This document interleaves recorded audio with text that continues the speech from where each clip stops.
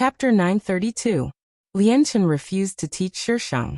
The emperor was very satisfied, but Shisheng was furious. Lianchen, this idiot, was actually avoiding her. Damn it, if she was forced, she would force herself on him. If she really couldn't do it, she would tie him up and raise him. This idea seemed pretty good. Host, what strange things are you thinking about? Please don't share such terrifying thoughts with me. I don't want to know at all. If your thoughts are so terrifying, your Feng Ci will abandon you if he knows. Shisheng stood expressionlessly in front of the window, holding the waste token. It was still drizzling outside. The rainwater floated in through the window and wet the windowsill. Xiao Xian came in from outside, glanced at Shisheng and said softly, "Your Highness, official song is here." Shisheng turned around and sat down on a chair. "Let him in." Song Heng didn't know why the eldest princess suddenly summoned him. He was a bit nervous and followed the servant in with his hands and feet tied. "This humble subject kowtows in salute to your Highness, the eldest princess. May your Highness live for thousands of years." Song Heng directly bowed. "Rise." "Thank you, your Highness." Song Heng stood up from the ground and stood in the middle of the room with his head down. He didn't even dare to breathe loudly. Shisheng never wasted time and went straight to the point. "I invited official Song here today to ask you to help me identify something." Hearing this, Song Heng's heart gradually relaxed. It was just identifying something, nothing else. "What is it?" Shisheng waved the waste token in his hand. Xiao Xian took it from the side and held it in front of Song Heng with both hands. "Official Song. I want to know who owns this." Song Heng took the waste token from Xiao Xian and carefully looked at it for a moment. "Your Highness, this is the Prime Minister's waste token." Shisheng narrowed his eyes and the surrounding air seemed to freeze.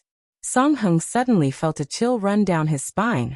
Song Heng had dealt with the eldest princess before, but he never knew that she had such a terrifying aura.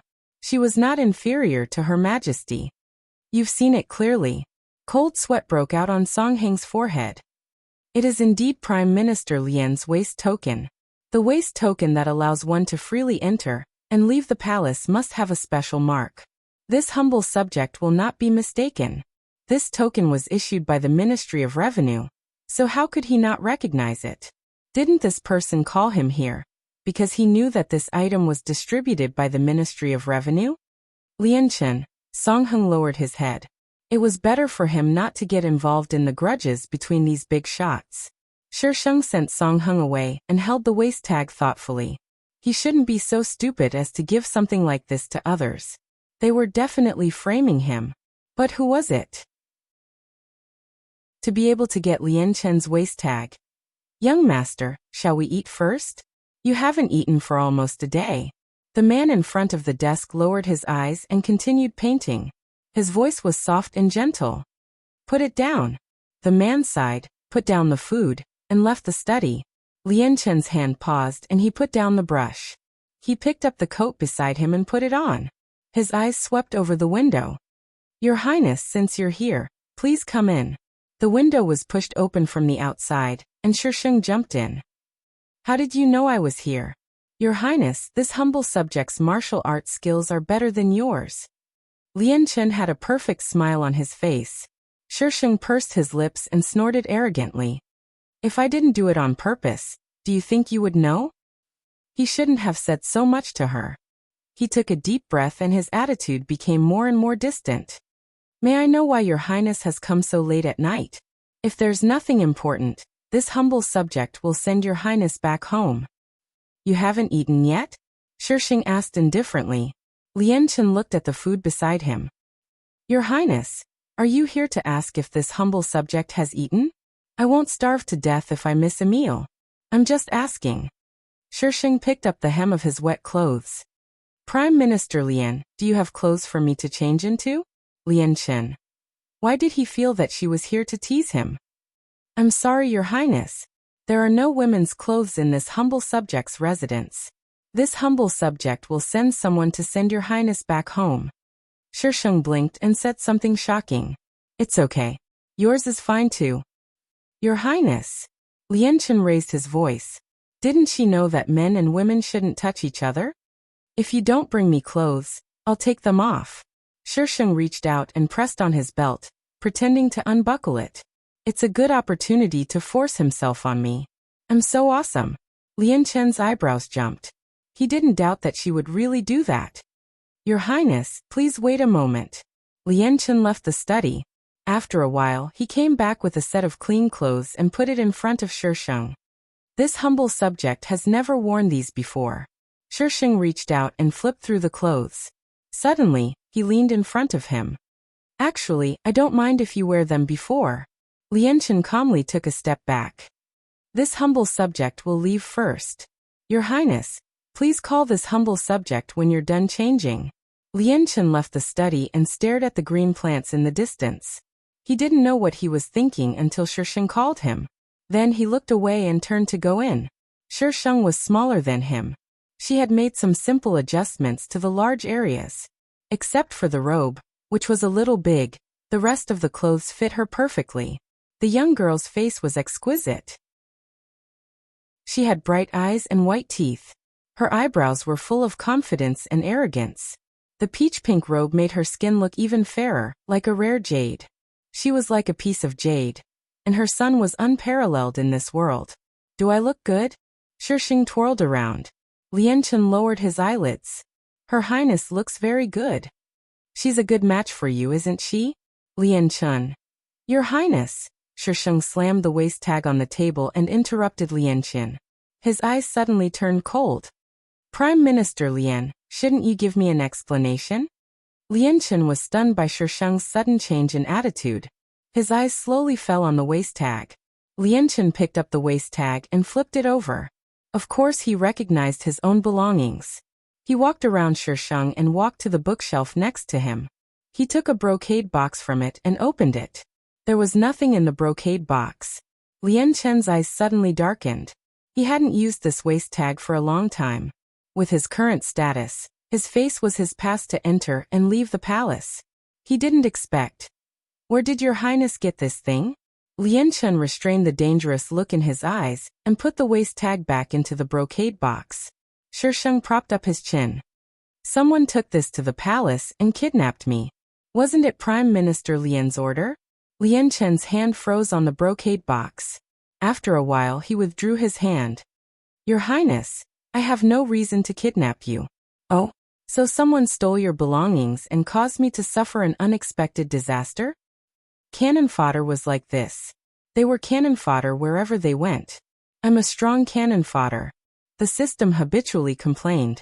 The host was simply a poisonous cannon fodder. Who wouldn't be unlucky to meet her? Don't worry, Your Highness. I'll give you an explanation.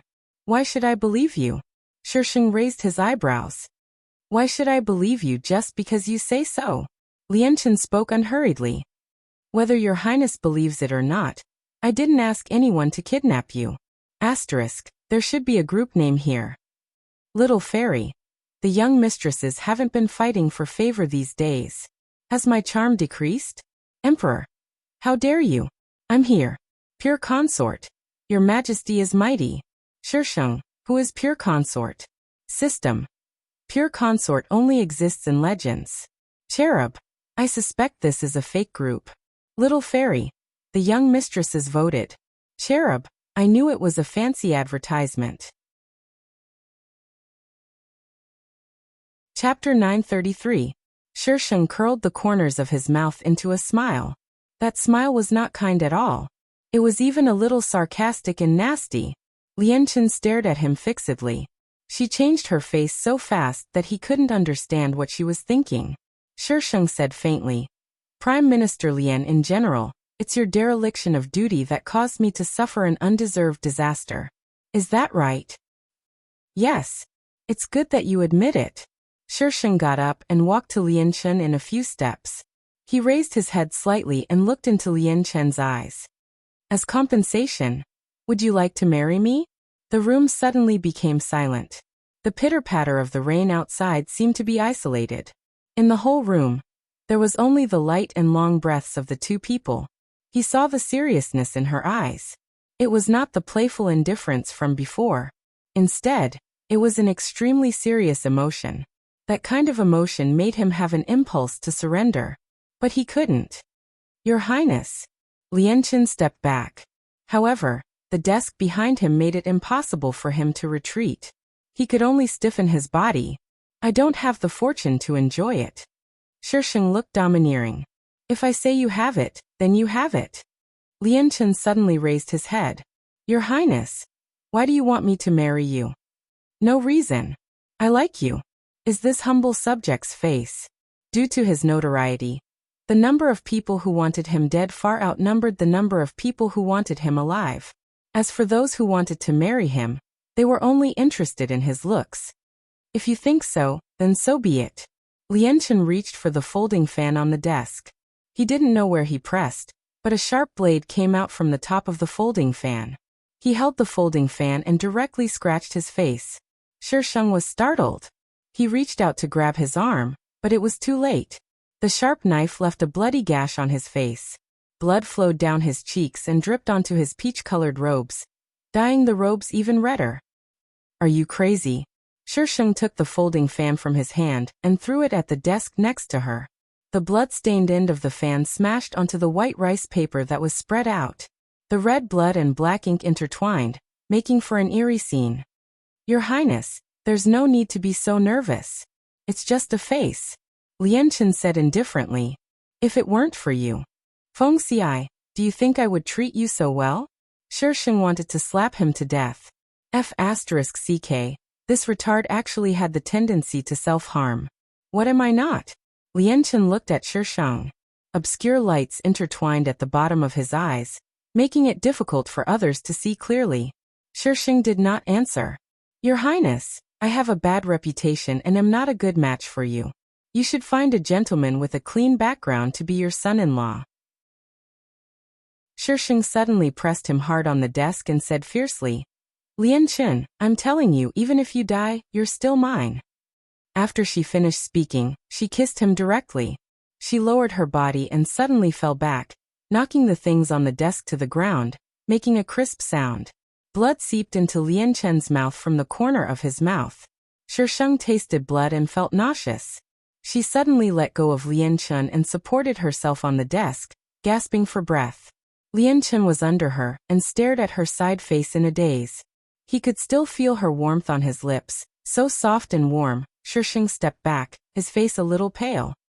He took out a porcelain bottle from his space. 3 times a day.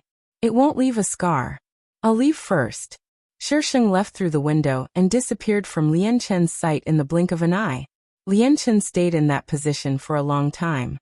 He reached out his hand, rubbed his index finger on his lips, and lowered his eyes slightly. He stood up straight and shouted towards the outside. Men! The door was quickly pushed open. The person who came in saw Lianchen's bloody appearance and was shocked. Sir, what happened? Lianchen casually wiped the blood off his face. You didn't even know that there was a mole in the residence. Go and receive your punishment. Mole? What happened? Yifeng is stupid. Yifeng knelt down and lowered his head. Sir, please tell me. He really didn't understand what Sir was talking about. Lianchen's eyes fell on the folding fan on the desk. Someone touched my waist tag. Yifeng's eyes widened. I understand. He had investigated the people in the residence over and over again. He also knew that there were several spies planted by other families. But now someone actually touched Sir's things without anyone knowing. How dare they? Shisheng jumped out of the Prime Minister's residence and landed in an empty alley. She leaned against the wet wall, and her face was even paler than before. Ugh! She didn't eat much when she came out. Now she vomited some stomach acid. The taste of blood still lingered in her mouth. It was unbearable. Host, are you okay? I won't die. Shisheng squatted in the corner. The system is concerned about you, but you don't know what's good for you.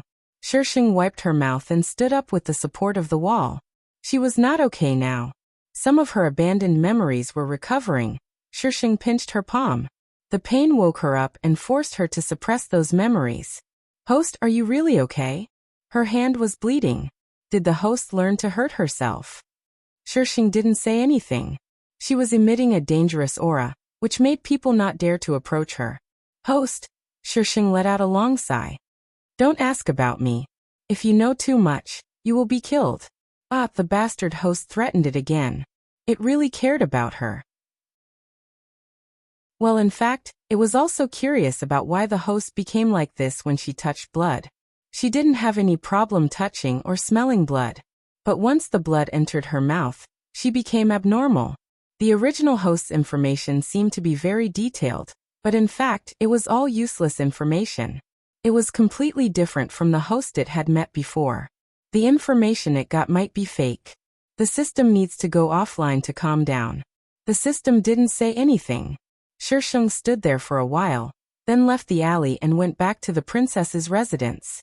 Xiao Xian was dumbfounded when she saw her come back in men's clothes. What did Her Highness do behind her back? Your Highness. Xiao Xian's voice trembled. Whose clothes are you wearing? Why did it look like Prime Minister Lian's? Illusion, it must be an illusion. Why did Her Highness come back in Prime Minister Lian's clothes? Yes, it must be her illusion. Lian Chen's. Shisheng's words directly destroyed Xiao Xian's last hope. Your Highness, what did you and Prime Minister Lian do? Why did she come back in his clothes? If His Majesty were to find out, she would lose her life as well. What are you thinking about? Shisheng patted Xiao Xian's head.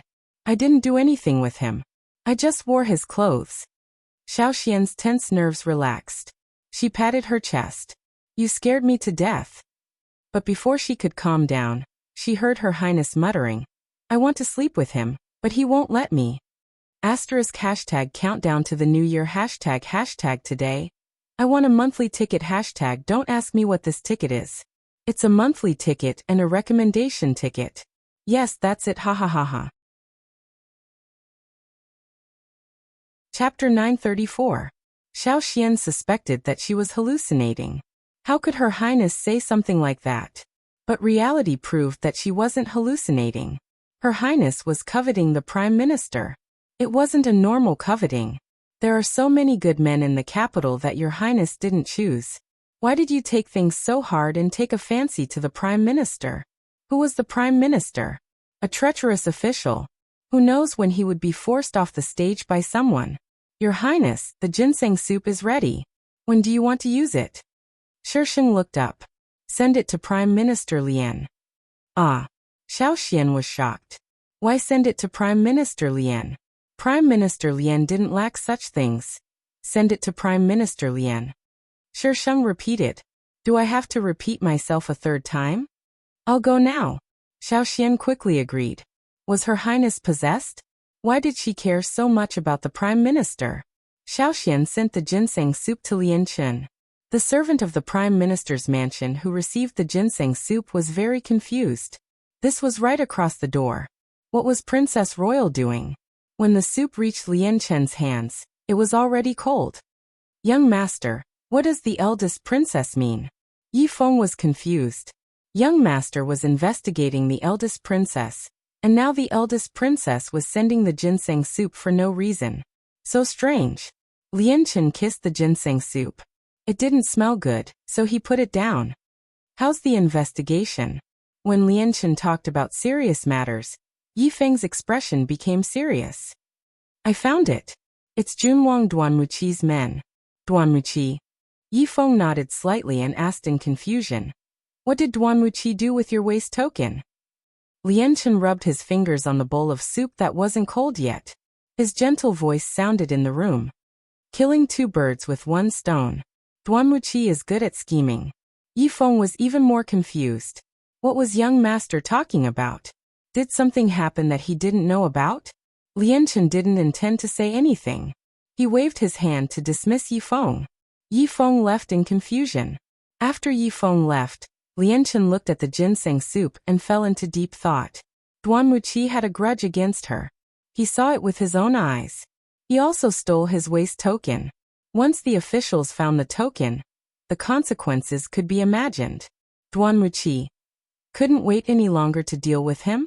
Recently, the atmosphere in the capital had been somewhat stifling. It was the prelude to a storm, as if something big was about to happen. Under such a tense atmosphere, Shisheng continued to deliver things to Lian Chen every day without fail. Sometimes it was food, and sometimes it was some weird stuff. Now, everyone in the Prime Minister's residence knew that the eldest princess had taken a fancy to their Prime Minister. It was unknown how this matter was spread outside. Soon, everyone in the capital knew that the eldest princess had taken a fancy to the treacherous official, Lien Chun. Even many officials knew about it. When they went to court, they all looked at Lien Chun strangely. This wasn't the first time the eldest princess and Lien Chun had met. Why didn't she take a liking to him before? Why did she suddenly like him now? The emperor had a headache. He would definitely not agree to Shisheng marrying Lien Chun. If he had known that she moved out for Lien Chun, he would not have agreed at all. It was too late for him to get his daughter back now. Lien Chun, the person involved, was very calm. He went to court when he had to and schemed against the officials when he had to. He didn't seem to be affected at all. It was as if he wasn't the main character of the rumors outside. Everyone vaguely understood his attitude. Lien Chun didn't like the eldest princess. In late August, it was the hottest summer. Something big happened in the court. Duan Feng was embezzling, buying and selling official positions, accepting bribes, abusing public office for personal gain, and other crimes were exposed. What angered the emperor the most was that Duan Feng was involved in human trafficking. This organization was the one that kidnapped Shisheng. The entire Duan family was executed. Those who were involved with the Duan family were all sent to prison. The favored concubine Shu of the Duan family was also banished to the cold palace. The person in charge of this matter was the Prime Minister Lien Chun. Shisheng climbed over the wall and entered. A servant happened to be cleaning. Suddenly someone jumped in. The servant bowed calmly. Your Highness, eldest princess. There was a door but she didn't use it. This person liked to climb over the wall. What kind of cat cake was this? She scared a lot of people before, and there were a few times when they almost fought. But after she came a few more times, this didn't happen again. Lien Chun naturally didn't allow Shisheng to enter, but his people couldn't stop her at all. Shisheng could think of all kinds of ways to get in. In the end, Lien Chun compromised. Anyway, he pretended not to see Shisheng. Where's your young master? Shisheng patted her skirt. Young master hasn't returned yet. Court has already ended at this time. Why isn't he back yet? Shisheng muttered. Young master has been busy recently. Sometimes he comes back late at night. After such a big thing happened in the court as the Prime Minister, it was normal for Lien Chun to be busy. Don't worry about me. Go do your work. Shisheng waved his hand. Yes. The servant was very assured to let Shisheng wander around the residence. Except for climbing over the wall privately, this person didn't mess around in the residence. She didn't enter other rooms. Most of the time, she sat outside the study and ate melon seeds. Yes, it was said that they were called melon seeds. When Lien Chun returned, night had already fallen. Young master, the remaining members of the Duan family have been dealt with. But Duan Muki's people are competing with our people for the vacant position in the Ministry of War. Yi Feng followed behind Lien Chun and reported the news he received. He hasn't been in the capital for long. His foundation isn't stable. He won't be too flamboyant. Lien Chun's voice was still gentle. Young master, you mean? Lien Chun suddenly reached out and interrupted him. He followed Lien Chun's gaze and saw the study in front. A servant stood outside the study with a lamp in his hand. Beside him sat a petite figure. She leaned against a pillar with her eyes lowered. She seemed to be asleep. The moon was bright in the sky and the insects were chirping. It's Her Highness. Yi Feng subconsciously lowered his voice. Lien Chun walked to her side. The servant standing next to her bowed. Young master. How long has she been here? She arrived in the afternoon. We tried to persuade Her Highness to go back, but Her Highness didn't listen. Lien Chun looked at Shisheng silently. Yi Feng gave the servant a look. The servant hung the lantern at the side and left with Yi Feng. Her Highness, why do you have to do this? Lien Chun sighed. Shisheng moved and slowly raised her head. Her eyes were cold and reflected his figure. After a while, she reached out her hand. Prime Minister Lien, help me. My legs are numb. Lien Chun was a little unwilling, but when he saw Shisheng frowning, He still reached out to help her stand up. Shisheng moved her legs. Why did you come back so late? I had official business to attend to.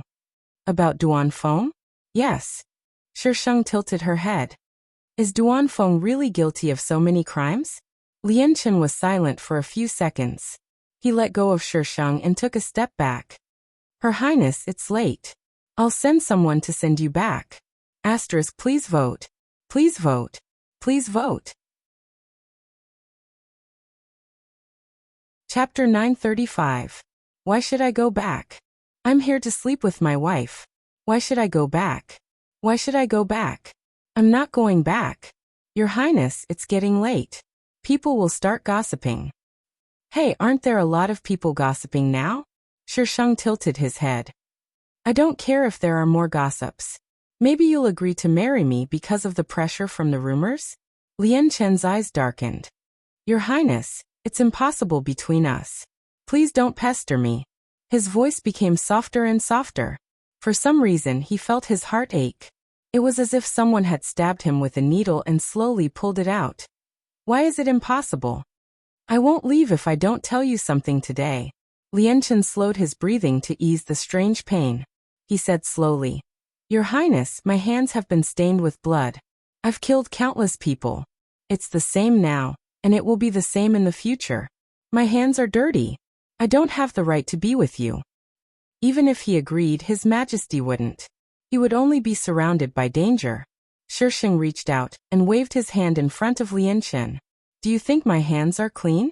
I have killed so many people that I could circle the earth if I held hands with them. Your Highness is noble. Of course you're clean. Even if he had to deal with some people, he didn't have to do it himself. Shisheng. This time, Feng Xi is going to flip the table. Shisheng grabbed Lianchen's collar and pushed him into the study. He pressed him against the door.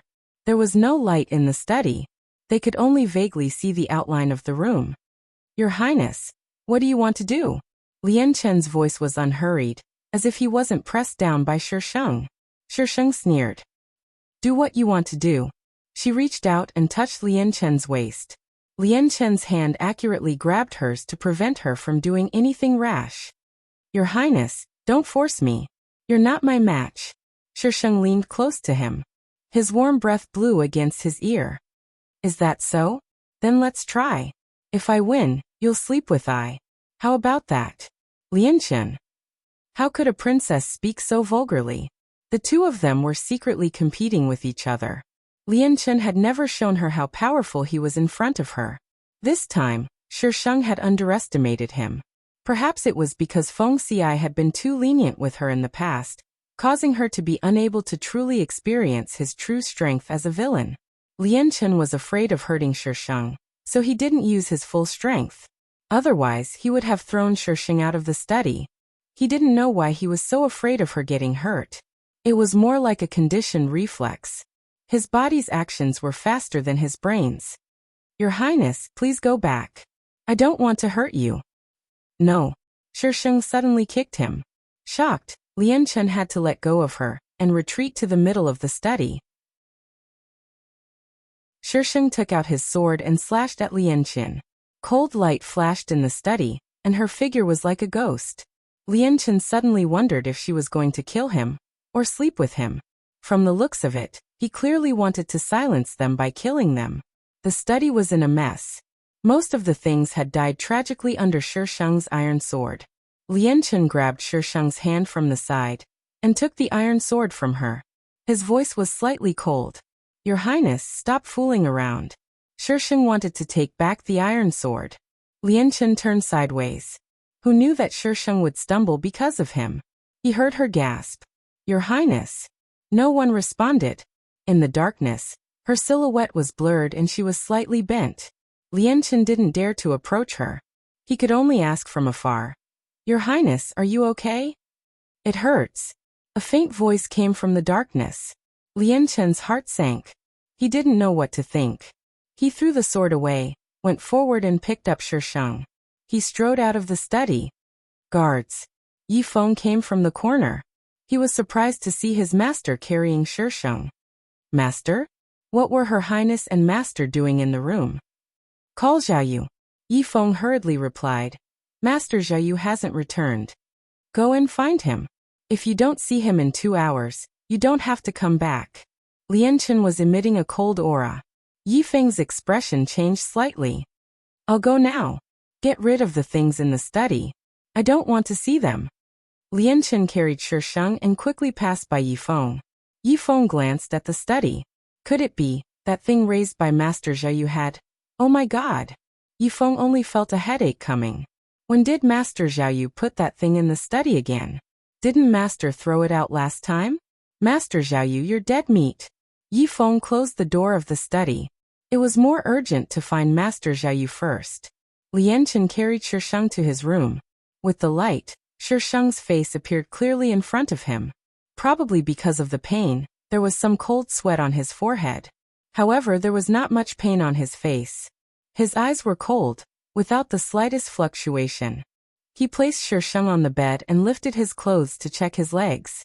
He saw a bloodstain on one side and looked at Shisheng. I've offended your highness. Lianchen took off his shoes and rolled up his trousers. There were 2 clear teeth marks on his fair calves. The blood seeped out slowly, and the surrounding area was already turning black. Lianchen carefully checked it, and his frown deepened. Shisheng propped himself up on the bed and looked down at his calves. What's this? A snake? Dragon-feathered snake. It lives in the extreme north. It's extremely venomous. If there's no antidote in 2 hours, there's nothing you can do. Oh. Shisheng reached out and poked the wound. The edge of the wound was already a little hard, and it was very painful when he poked it. Damn it, he would get hurt every time he met him. Your Highness. Lianchen pressed his hand down. Don't move. Xiaoyu will be back soon. You'll be fine. What does it matter if I die or not? You don't care anyway. Shisheng broke free from Lianchen and continued to poke at the wound. This thing seemed to be numbing his nerves, and the pain was gradually disappearing. Shisheng's tone was too casual, as if he didn't care about life or death at all. The pain of being pricked by needles engulfed him again. This time it was even more violent than before. Your Highness. Lianchen's voice was hoarse. Where's my sword? Shisheng tilted his head and asked, interrupting him at the right moment. Lianchen lowered his gaze. I'll go get it for you now. He got up and left the room. Shisheng looked around the room. It was very simple. There were only his things in the room, and most of them were the landscape paintings he hung on the wall. The scenery in each painting was different, but they were all very spectacular. If such paintings were put in the modern world, they would definitely be sold for a high price. Asterisk little fairy. Ah, come on, vote. Cherub, it's the new year, why vote? I'm not voting. Little fairy, you guys can't even let me have a good new year. I'm going to get stuck. Cherub, go ahead. You're stuck every day anyway. Little fairy. I can actually skip 1 chapter. That way, I won't get stuck. Cherub. Let's just vote.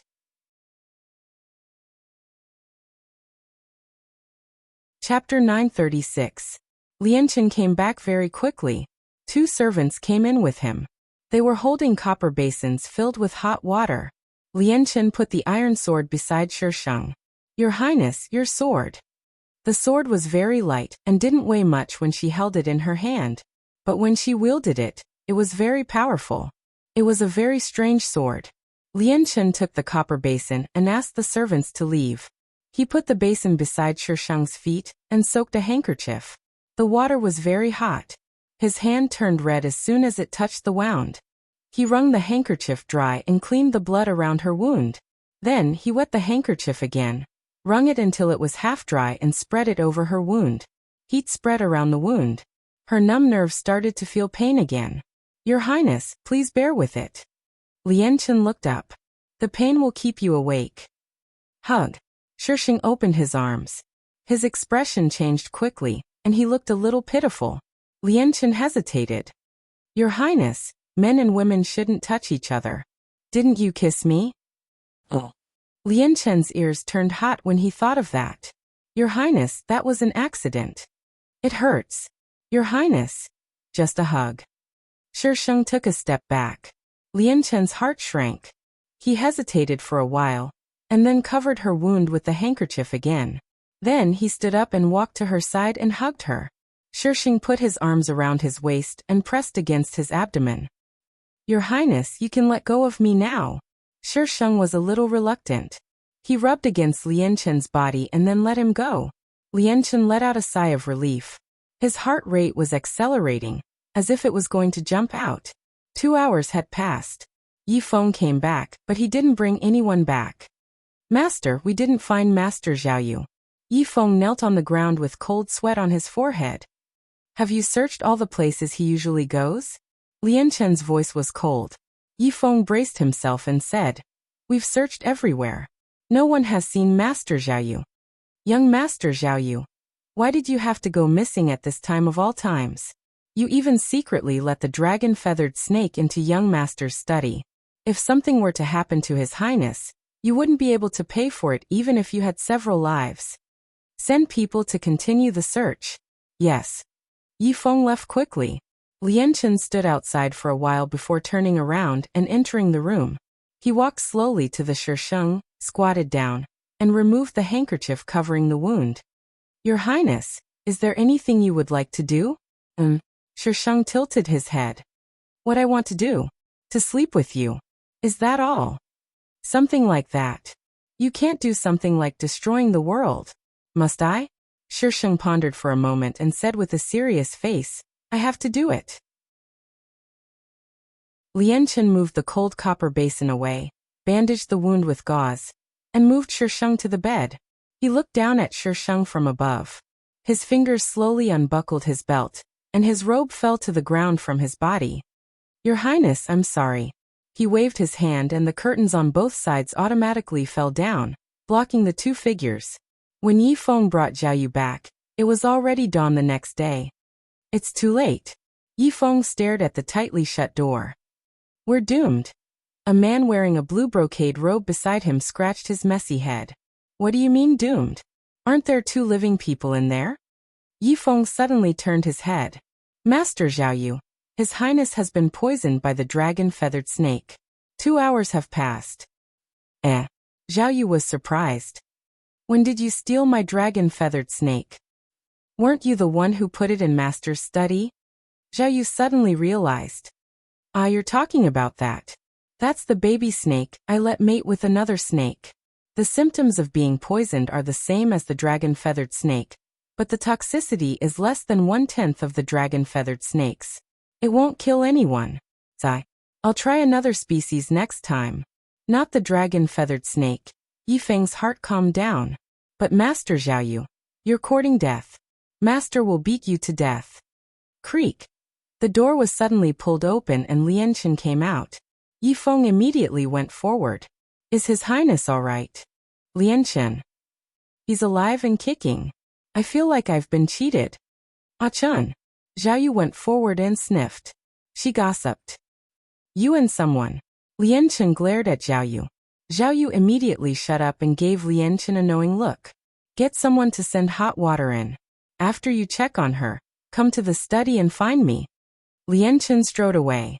Xiaoyu scratched her head and asked Yi Feng in confusion, "Who's inside?" "Ah Chen actually took her virginity." Yi Feng. "So everything he said before was fed to the dogs?" Yi Feng took a deep breath. "Princess Royal."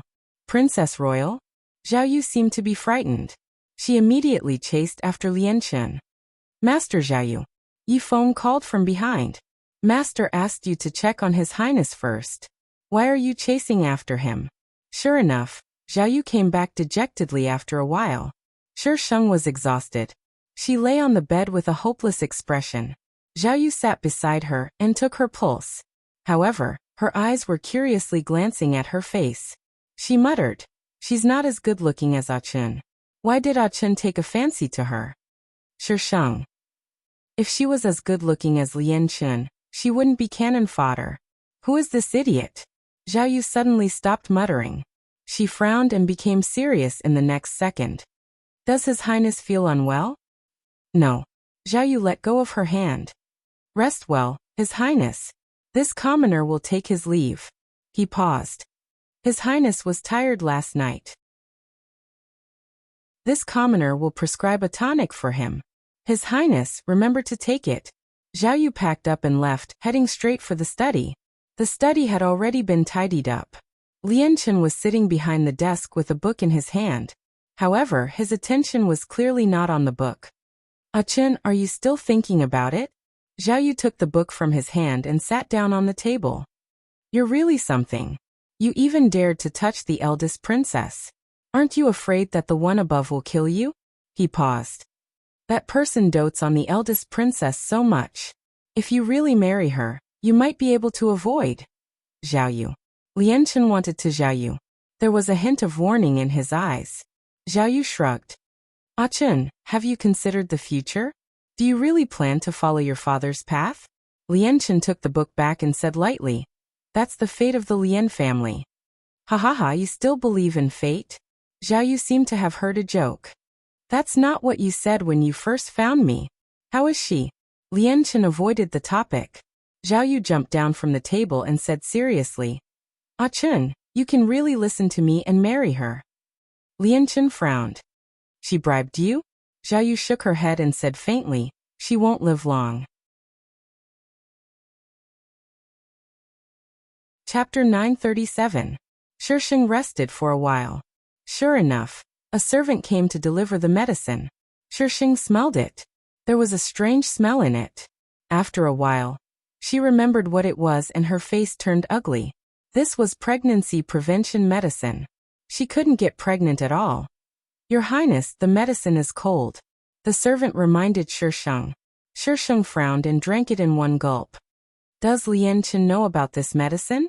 The servant thought for a while. This was ordered by young master Zhao Yu. The young master shouldn't know. I want to see him. I'll go get the young master now. Your Highness, please wait for a moment. The servant carried the bowl of soup away. Lian Chen came over after a while. His attitude was still respectful. Your Highness. It was as if nothing had happened between them last night. I'll send your Highness back. What, you don't want to admit it? Shisheng looked at him coldly. Lian Chen was silent for a few seconds. His voice was soft. I don't dare. Since you don't dare, then tell me. Are you going to marry her or not? Your Highness, I'll send you back. Lian Chen avoided the topic. Shisheng. Very good. This time he met someone who didn't want to take responsibility. Shisheng didn't want to talk to an idiot. He rejected Lian Chen's servant and left by himself. Lian Chen watched her leave. His eyes were unreadable. Since you like her, why did you let her go? Zhao Yu appeared out of nowhere. She scratched her head and yawned. There's not much time anyway. Let her live a happy life. She didn't like you in vain. Lian Chen looked away. His voice was calm. Because of this, she should stay away from me. Zhao Yu was stunned. She sighed. Chen, I don't think the eldest princess is someone who would give up so easily. Lian Chen couldn't help but think of what she had done in the past few months. She was indeed someone who didn't give up easily. Chen, let me give you a piece of advice. Marrying her won't do you any harm, even if she ends up. Zhao Yu's voice trailed off. Lian Chen walked past her. Don't let me hear this again. Zhao Yu pursed her lips.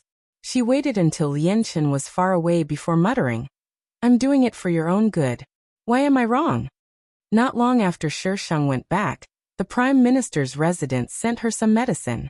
The remaining poison in her body had not been completely removed, so she needed to recuperate. Your Highness, why did the Prime Minister give you this? Isn't this cursing you? Little Xian was very dissatisfied. Who would give other people medicine? Boil it according to the recipe. Your Highness? Although this medicine was sent from the Prime Minister's residence, he didn't know what kind of medicine it was. How could he casually take it? What if the Prime Minister wanted to harm him? Shisheng glanced at her coldly. Xiao Xian bit her lower lip and said, yes. Little Xian found that Her Highness was becoming more and more strange. Her Highness, who had never paid attention to court affairs before, was now concerned about court affairs. She always appeared and disappeared mysteriously. He had no idea what she was doing. The daily delivery of gifts to the Prime Minister's residence was still ongoing. What was different from before was that Lian Chen refused to accept them. Basically, the gifts would be sent back the next day. This strange situation left everyone dumbfounded. Rumors began to spread in the capital that the Princess Royal was throwing herself at the Prime Minister, and that the Prime Minister didn't even like her. In ancient times, girls were in a weak position.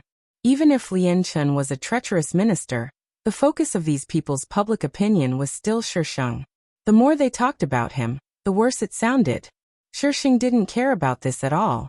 The emperor sent someone to pass on a message, but she ignored it. She stubbornly coveted Lien Chun. She didn't believe that she couldn't win over this idiot.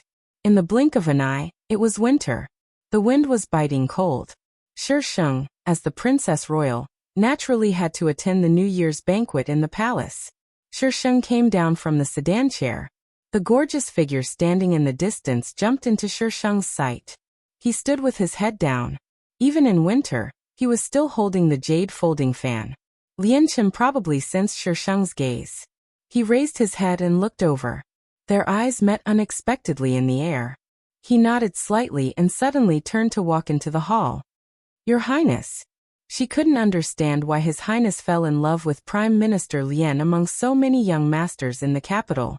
Sister Chongning. A sweet voice came from behind. Shisheng slightly turned around. Fourth Princess Duanmu Xian, whom she hadn't seen for a long time, trotted over. Sister Chongning, you haven't been back to the palace recently. Xianer misses you so much. Last time, this girl said that she would attend the flower appreciating banquet with her. She didn't see her until the banquet ended. After that, there was no news about her. Now she popped up again. There was a cat biscuit. Why do you miss me? Did she miss her death? Sister Chongning, of course Xianer misses you. Duanmu Xian looked aggrieved. Don't you miss Xianer? No. Most of the people she missed were going to die. The only one who didn't die was the idiot who slept with her and didn't admit it.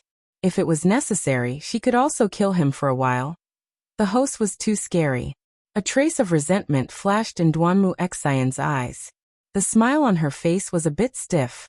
After a while, she returned to normal. Sister Chongning, don't tease Xian.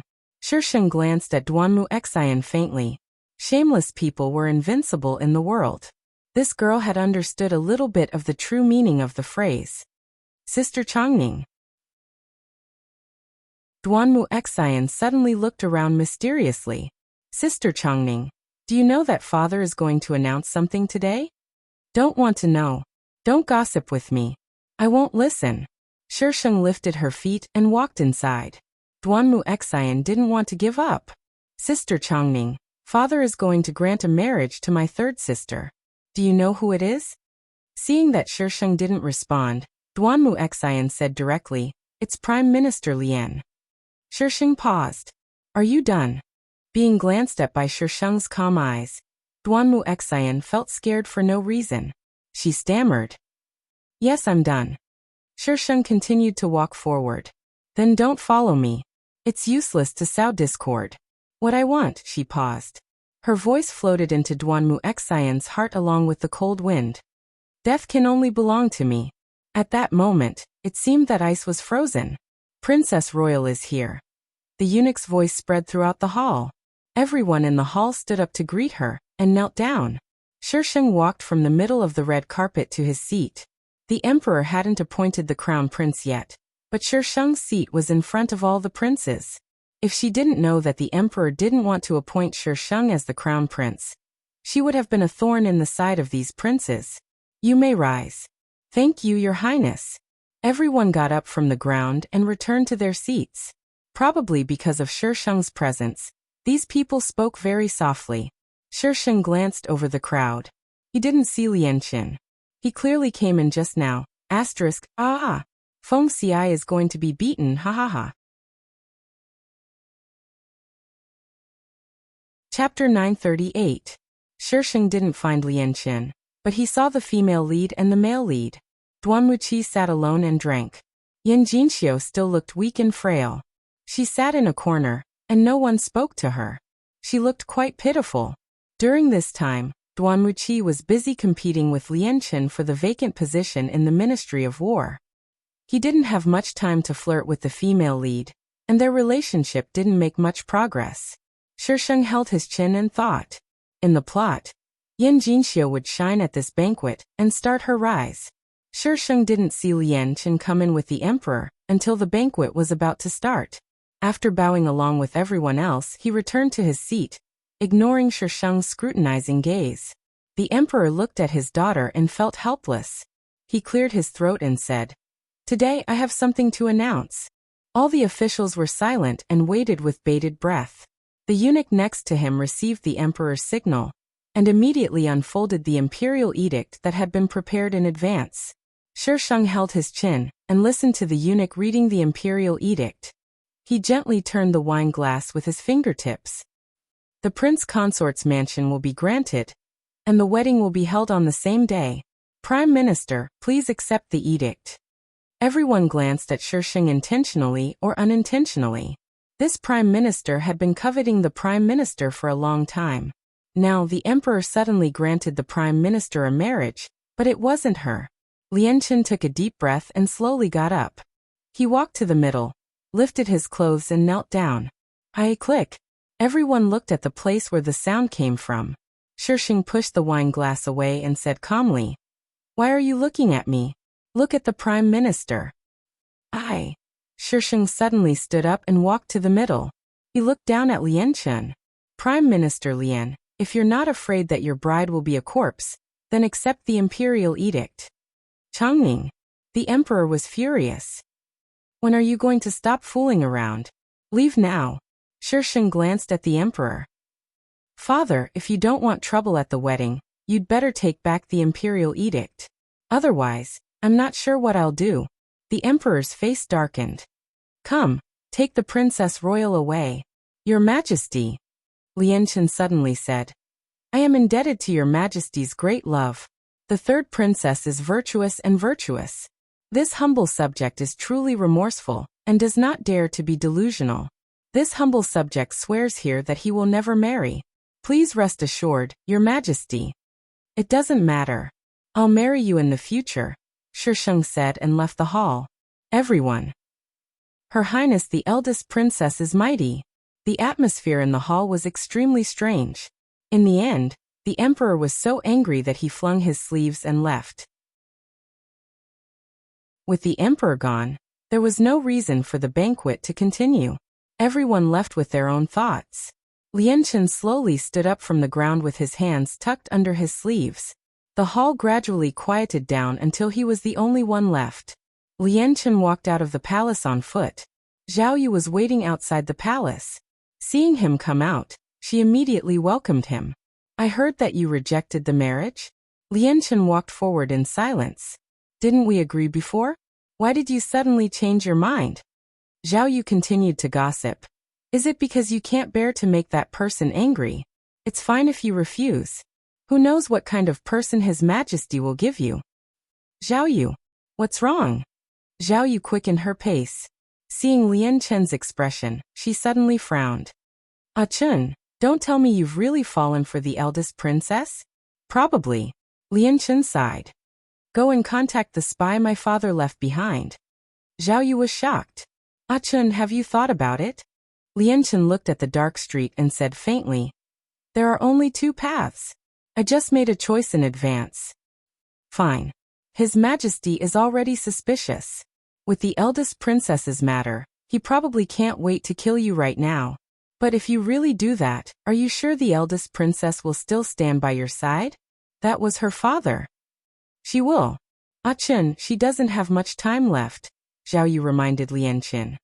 "That's why I have to get rid of the danger around me in the shortest time possible, so that she could stay by his side safely and avoid being disturbed." Zhao Yu shook his head with a look of disdain. "Feelings are harmful." Lian Chen's lips twitched into a smile. Gathering his gorgeous robes, he slowly disappeared into the night. Side mission: stop Lian Chen from rebelling. Shisheng tilted his head. Lian Chen was going to rebel? If a villain doesn't rebel, can they still be called a villain? Shisheng said calmly. That makes sense. The system was speechless. Bah. Host, Lian Chen can't rebel. You'd better stop him. Otherwise, all your points will be deducted. What? Say that again if you have the guts. Otherwise, all your points will be deducted. The system fearlessly repeated itself. Its master would be back soon. It wasn't afraid. Humph.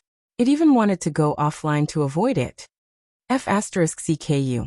Shirsheng cursed a few times but didn't get any response. He knew that the idiot system had blocked him.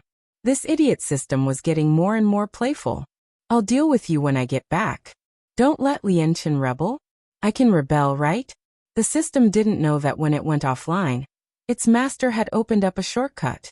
For Shirsheng, rebelling was a common thing. It couldn't be simpler. Any problem that could be solved by violence was not a problem. Come on. Make trouble. Shirsheng visited all the courtiers in the capital.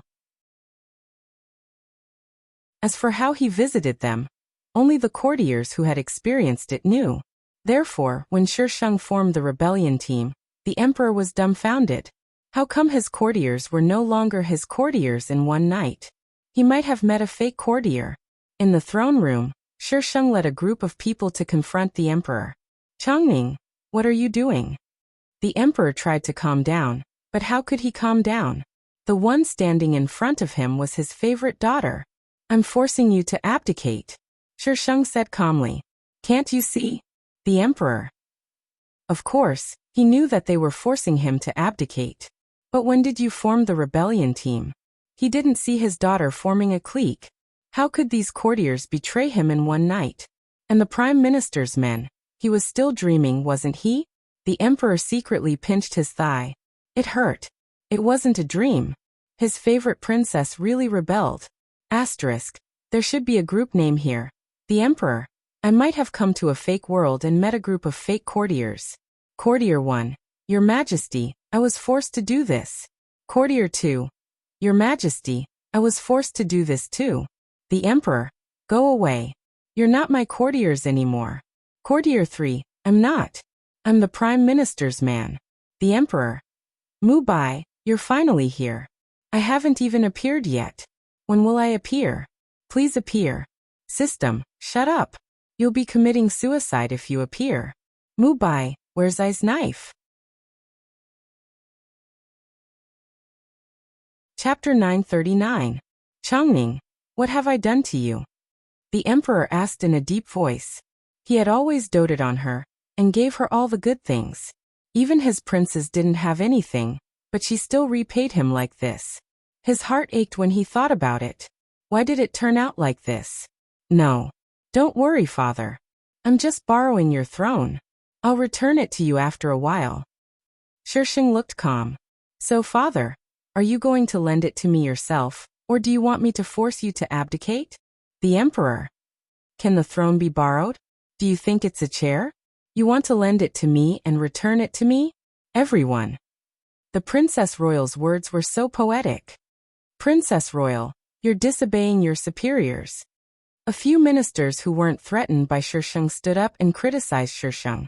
These people weren't threatened mainly because their positions were useless when it came to extorting confessions. Shirsheng's expression didn't change. Oh, the ministers. What do you mean, oh? Why are you still so calm? How can he continue? Father, it's meaningless to waste time. Shirsheng looked at the emperor. Hurry up and make a decision. Then we can go back and have dinner. His tone was as relaxed as if he was saying that the weather was good today and they could go out for a walk. Everyone was speechless. Who could still eat after such a big thing happened? The emperor was so angry that the veins on his forehead bulged. He glared with red eyes and questioned the ministers standing behind Shirsheng. Are you going to rebel with her? The ministers lowered their heads.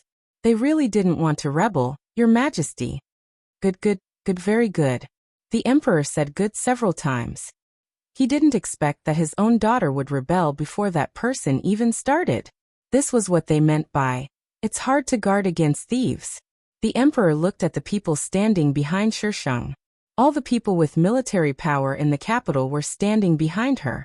Distant water couldn't put out a nearby fire. What else could he say? Shirsheng's speed of forcing the emperor to abdicate was simply the fastest way to succeed in a rebellion. Shirsheng gathered real power as fast as he could.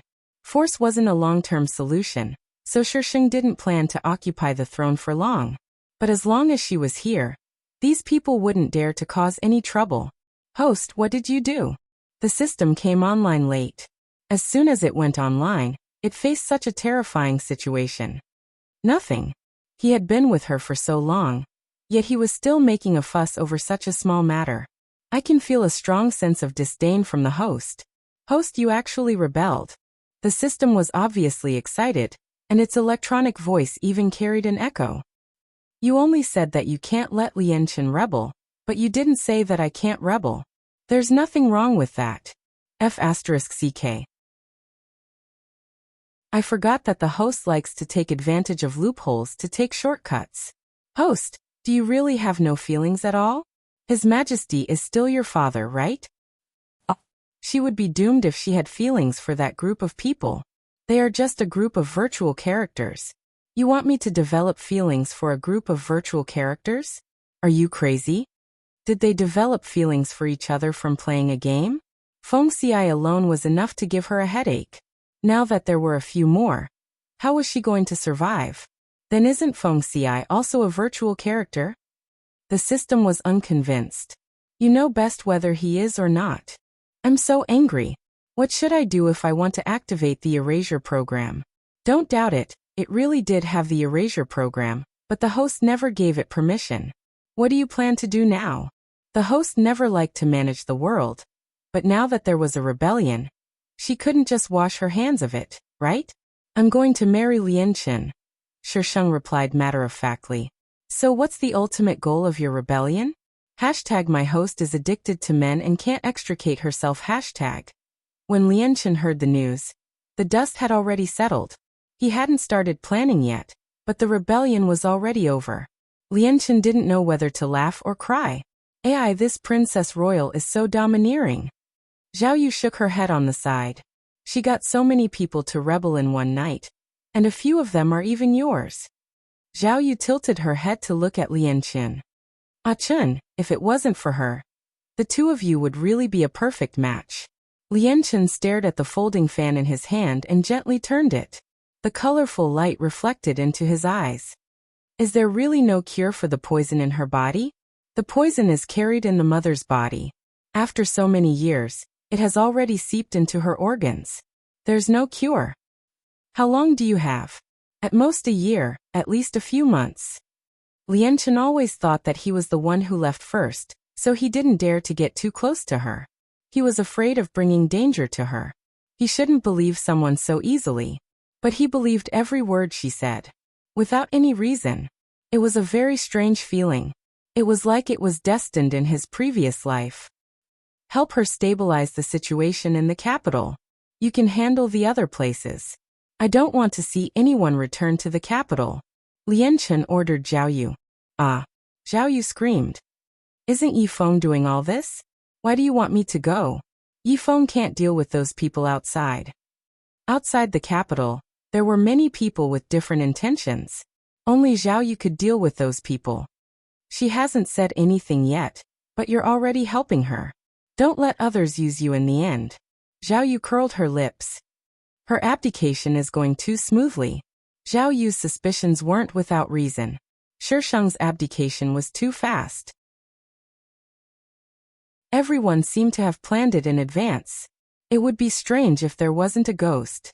If it was so easy to rebel, wouldn't those people who failed in previous rebellions jump up and cry injustice?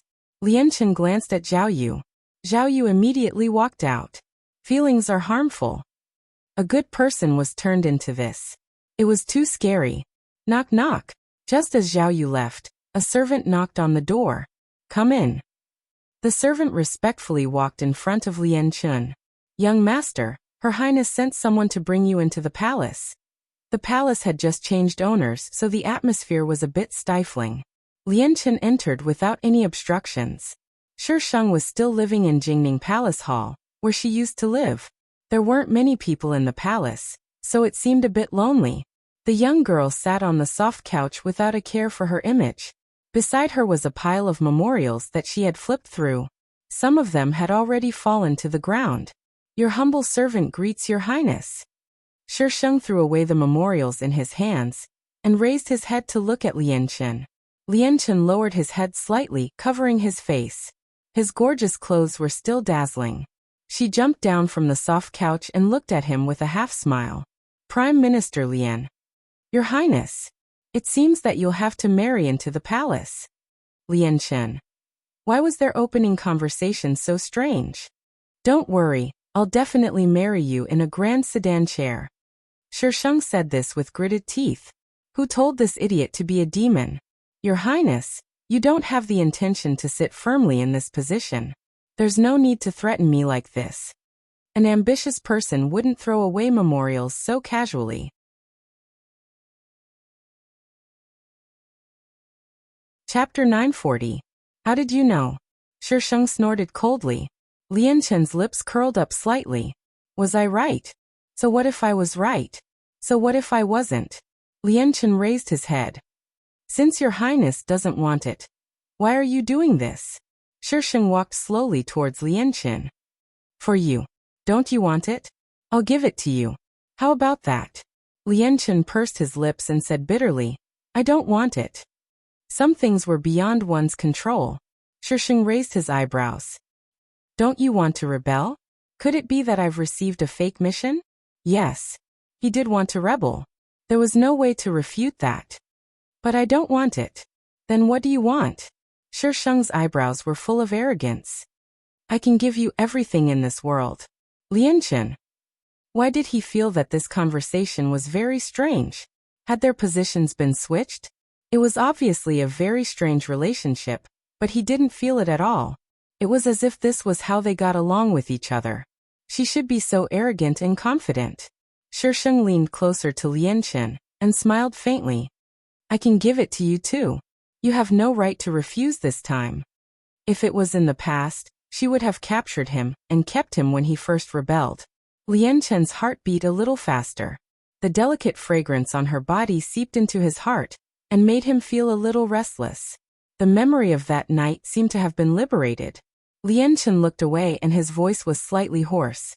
Your Highness, why are you so obsessed with me? Because you're worth it. You're the person I've looked for in so many worlds. How can I not be obsessed with you? Your Highness, won't you regret it? For a person like him. Shisheng took a step back and spread his hands. He looked around. Do you think there's any room for regret? She had already come this far. Could she overturn everything and start over again, and pretend that nothing had happened? Lien Chen suddenly stepped forward and pulled Shisheng into his arms. No matter if it's full of thorns or a mountain of knives or a sea of fire, I'm willing to accompany your Highness. Shisheng silently curled the corners of his lips. If he hesitated any longer, she might use force. Lien Chen originally wanted to leave the palace and return to the Prime Minister's residence, but who knew that the people outside would not allow him to go out. He turned around to look for the Shisheng. Your Highness, what's going on outside? Shisheng answered without raising his head. From today onwards you will live here. Your Highness, this is not appropriate. He and she did not have any status. If they lived together like this, what would the people outside say? I'm a gift right now. Shisheng threw away the booklet in his hand. Or do you want to try being locked up here by me? Lien Chen. Why did he feel that his Highness was turning dark? After a long time, Lien Chen finally spoke. This humble subject is going back to the residence to get some things. I'll go with you. Lien Chen refused. Your Highness, with your current status, it's not appropriate for you to leave the palace. I will come back. Shisheng thought for a moment and said, What do you want? Ask the servants to get it. I don't want you to go out. Your Highness. They all know that I care about you. I won't let you out of the palace. You have to stay in my sight. Shisheng's tone suddenly became firm. Just because they couldn't plot against her didn't mean that they couldn't plot against Lien Chen. All possible dangers had to be eliminated one by one. Lien Chen compromised. Then I'll have to trouble your Highness to send someone to the residence to invite Zhao Yu. Shisheng asked Xiao Xian to send someone to the Prime Minister's residence to invite Zhao Yu. Zhao Yu came quickly. The moment she entered, she winked at Lien Chen. What was going on? Lien Chen shook his head helplessly. Shisheng took the things and walked out to give them some space. We'll have dinner in 2 hours. If he still hasn't left, I'll throw him out. Your Highness, this humble subject has never offended you. Zhao Yu was innocent. Why would he throw him out? Shisheng's footsteps paused as she glanced at Zhao Yu and mouthed, contraceptive soup. Zhao Yu immediately shut up. He did that behind Lian Chen's back. At that time, he wasn't sure of Lian Chen's attitude and didn't dare to make her pregnant. Lian Chen didn't see Shisheng's face and naturally didn't know what she was talking about. He only felt that the atmosphere between them was a little strange. After Shisheng left, Lian Chen asked, "What did she say to you?" "Nothing." Zhao Yu lowered her head and wisely changed the topic. "Cheng Yu and Her Highness? She won't let me out." "You won't go out just because she doesn't let you out? Why didn't he know that he was so obedient? This is a disguised house arrest." "If that's the case, she won't let me see you." Zhao Yu scratched her head. "That's true." After a few seconds he suddenly reacted. "No, you're with Her Highness? Do you think I have the right to refuse?" He didn't doubt that if he had refused before, he wouldn't be standing here chatting with Zhao Yu right now. He would be locked in a small dark room. She's too fierce. How could a girl be so fierce? She even forced herself on him? Zhao Yu told Lian Chen about his progress. The situation in the capital was easier to control. After all, many of them were on the same side. As for the other places, it would take some time. Before Zhao Yu left, he asked again, "Do you plan to tell her about the poisoning?" "Let's keep it a secret for now," Lian Chen said. "We can't keep it a secret for long. With her reaction, she'll know as soon as the poison acts up. I think you should tell her and let her prepare in advance." Lian Chen frowned slightly. Chen, she's different from other girls. She can take it." The calmness she showed when she was poisoned was something he had never seen in any other girl. Even 90% of men didn't have it. Lian Chen muttered, "But she's still a girl." Zhao Yu didn't try to persuade him anymore. As a doctor, the patient should know their own condition. But as a friend, he supported Lian Chen's choice. During the meal, Shisheng seemed a little absent-minded. She didn't even notice when Lian Chen glanced at her from the corner of his eyes. "Your Highness." Shisheng put down his chopsticks. "What's wrong?" Lian Chen was a little nervous. "What are you thinking about?" She couldn't have found out about his conversation with Zhao Yu, right? Duan Muqi and Yan Jinxiu are missing. She wanted to use her privileges to capture the two, and then find someone to kill them. Who knew that the people she sent would come back and say that the two were missing? And the answer was completely different from what he expected. "Why are you so concerned about them?" He didn't have any impression of Yan Jinxiu, but he remembered Duan Muqi very clearly. He had always been at odds with him. "Because I want to kill them." She hadn't even taken revenge for the original owner. No, the original owner's last wish wasn't to kill them. She wanted to destroy the country that she married into. Oh my God. He forgot such an important thing. Come. Vote. Monthly votes. It's the end of the month. Are you really not going to vote? Monthly votes can't give birth.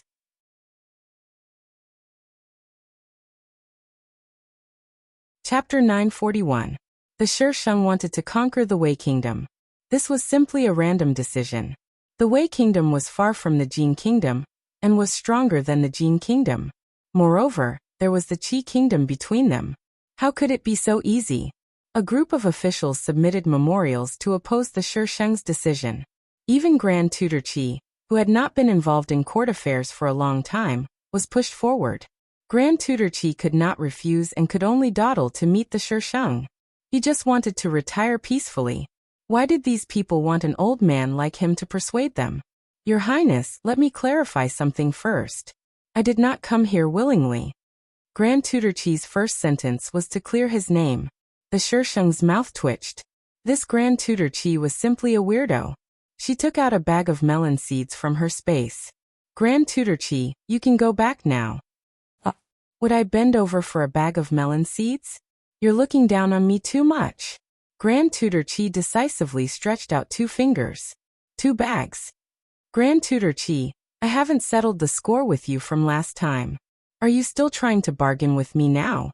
She still remembered clearly how he had tricked her in front of the emperor.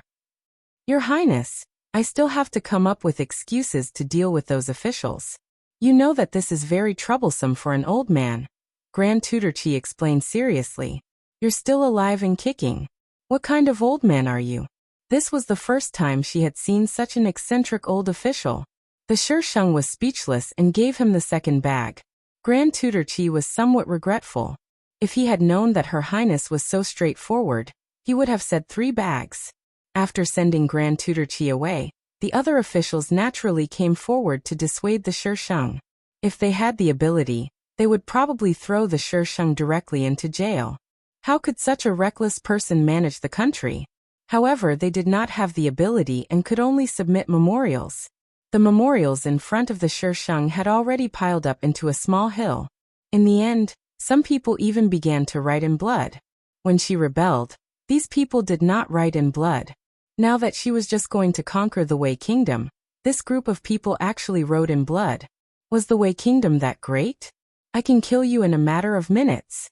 If it weren't for the female lead's last wish, why would she go to the Wei state to cause trouble? Your Highness. Lian Chen picked up the booklets from the ground and arranged them one by one before placing them beside her. Why do you insist on going to war with the Wei state? What? You want to persuade me? Lian Chen stood at the side of the Shisheng. He lowered his head slightly, and his gorgeous clothes were on the ground. I'm just curious. There's no reason why I have to find one. Shisheng pondered for a moment. The name of the state of Wei may not be compatible with my horoscope. If an overlord wanted to destroy another power and unify the world, the only reason would be that the other party was blocking their way. All other reasons were nonsense. The corner of Lian Chen's mouth twitched. She was obviously talking nonsense. Did she think he couldn't tell? Shisheng propped up her chin and tilted her head slightly. Her gaze fell on Lian Chen's fair face. She suddenly reached out her hand and crooked her finger at Lian Chen. Lian Chen hesitated for a few seconds and slowly bent down. Your Highness. Shisheng tugged at his collar and pulled him closer to her. She smacked her lips on his face and slowly moved to his lips, rubbing them a few times. Lian Chen's breath caught, and his eyelashes fluttered. Within a few seconds, he had taken control of the situation. Just as the two of them were about to lose control, Xiaoshuan's voice came from outside and pulled them back to reality. Lian Chen let go of Shisheng first and quickly turned sideways to hide the blush on his face. His voice was hoarse. Your Highness, I'll take my leave first. Shisheng pulled him back and said in his usual calm voice, You don't have to leave. Yes. Xiaoxian was used to Lian Chen being in Her Highness's presence. She quickly explained the situation and waited for Shisheng to finish before leaving. Ever since the rebellion, she had spent most of her time dealing with various matters. Don't think that you can order people around just because you're an emperor. Only those who have been emperors know how busy it is to sit in this position. She was so busy that she didn't even have time to cultivate feelings with Lian Chen. Prime Minister Lian, please help me. Shisheng looked at the pile of memorials in front of him with a headache. There were so many of them. How long would she have to go through them? How could she sleep with her daughter-in-law? Your Highness, this is against the rules. Forget it, burn them. Shisheng carried the pile of memorials and walked towards the burning brazier. Lian Chen was shocked. Your Highness. Shisheng turned around. You want to help me deal with them? Lian Chen didn't say anything. Shisheng directly burned all the memorials. The next day, some ministers came to ask about the memorials. Shisheng asked someone to burn them for warmth. All the ministers were dumbfounded. They had painstakingly written the memorials, and she was using them for warmth? Jin's state was doomed. Naturally, no one could oppose Shisheng's decision. However, she didn't take any action. She only said that she wanted to destroy Wei State, but she didn't actually do anything. As time passed, everyone thought that she was just joking when they saw her like this. If she really wanted to conquer Wei State, she should have deployed her troops in advance, right? At the border of Wei State, a woman sat in the tea shed, holding a cup of tea and taking small sips. Her long black hair covered her face. Some people were scattered around. each of them vigilantly observing their surroundings. In the distance, a horse galloped over and stopped in front of the tea shed. The woman on the horse turned over and walked towards the woman. She cupped her fists and said, "Miss, they have agreed to meet us." The woman looked up and a familiar face appeared. It was the missing Yan Jinxiu. After learning that Shi Sheng had succeeded in forcing her to abdicate, Yan Jinxiu led her people out of the capital. She had a feeling that she and that woman wouldn't be on good terms. Yan Jinxiu put down the teacup. "Have you made your demands?" "Yes, they have agreed." Yan Jinxiu narrowed her eyes. "Duanmu Zhangning, let's wait and see." Before Shi Sheng made a move, Wei State acted first. They launched a sneak attack on the border of Jin State and lost the border city in one night. After that, Wei State seemed to have the help of God and won one battle after another. The news came back to the capital one by one. The ministers were as anxious as ants on a hot pan, but their princess royal was acting like a fatuous ruler. All day long, she was tinkering with strange things for that treacherous minister, Lian Chen. Lian Chen had become a great treacherous minister and a source of calamity. Lian Chen was speechless. He didn't want to either. Lian Chen had been impeached many times before, but most of them were about him doing some evil things. But now, these ministers were impeaching Her Highness Hu Mei. "Why haven't I seen you seducing me?" Shi Sheng slapped the booklet in front of Lian Chen and lifted his chin. He said in a hooligan tone, "Come, let me see you seducing me." Lian Chen held Shi Sheng's hand.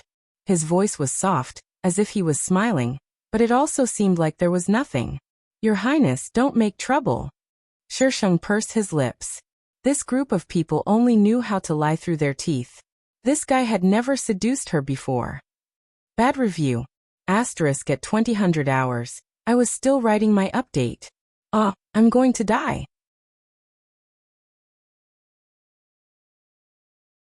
Chapter 942.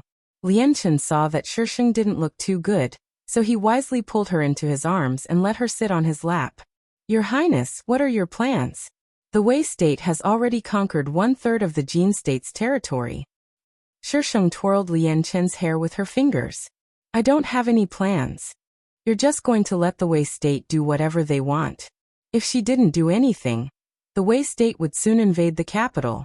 Shi Sheng wrapped her arms around Lian Chen's neck. "Why?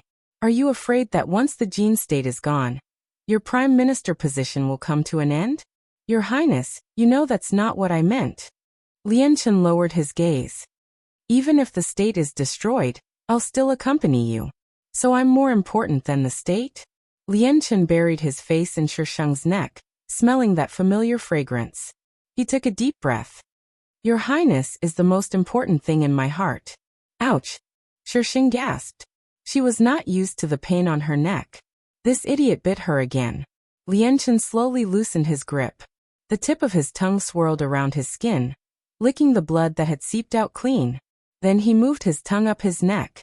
His voice was intimate and flirtatious, and Shi Sheng was drowned by his voice.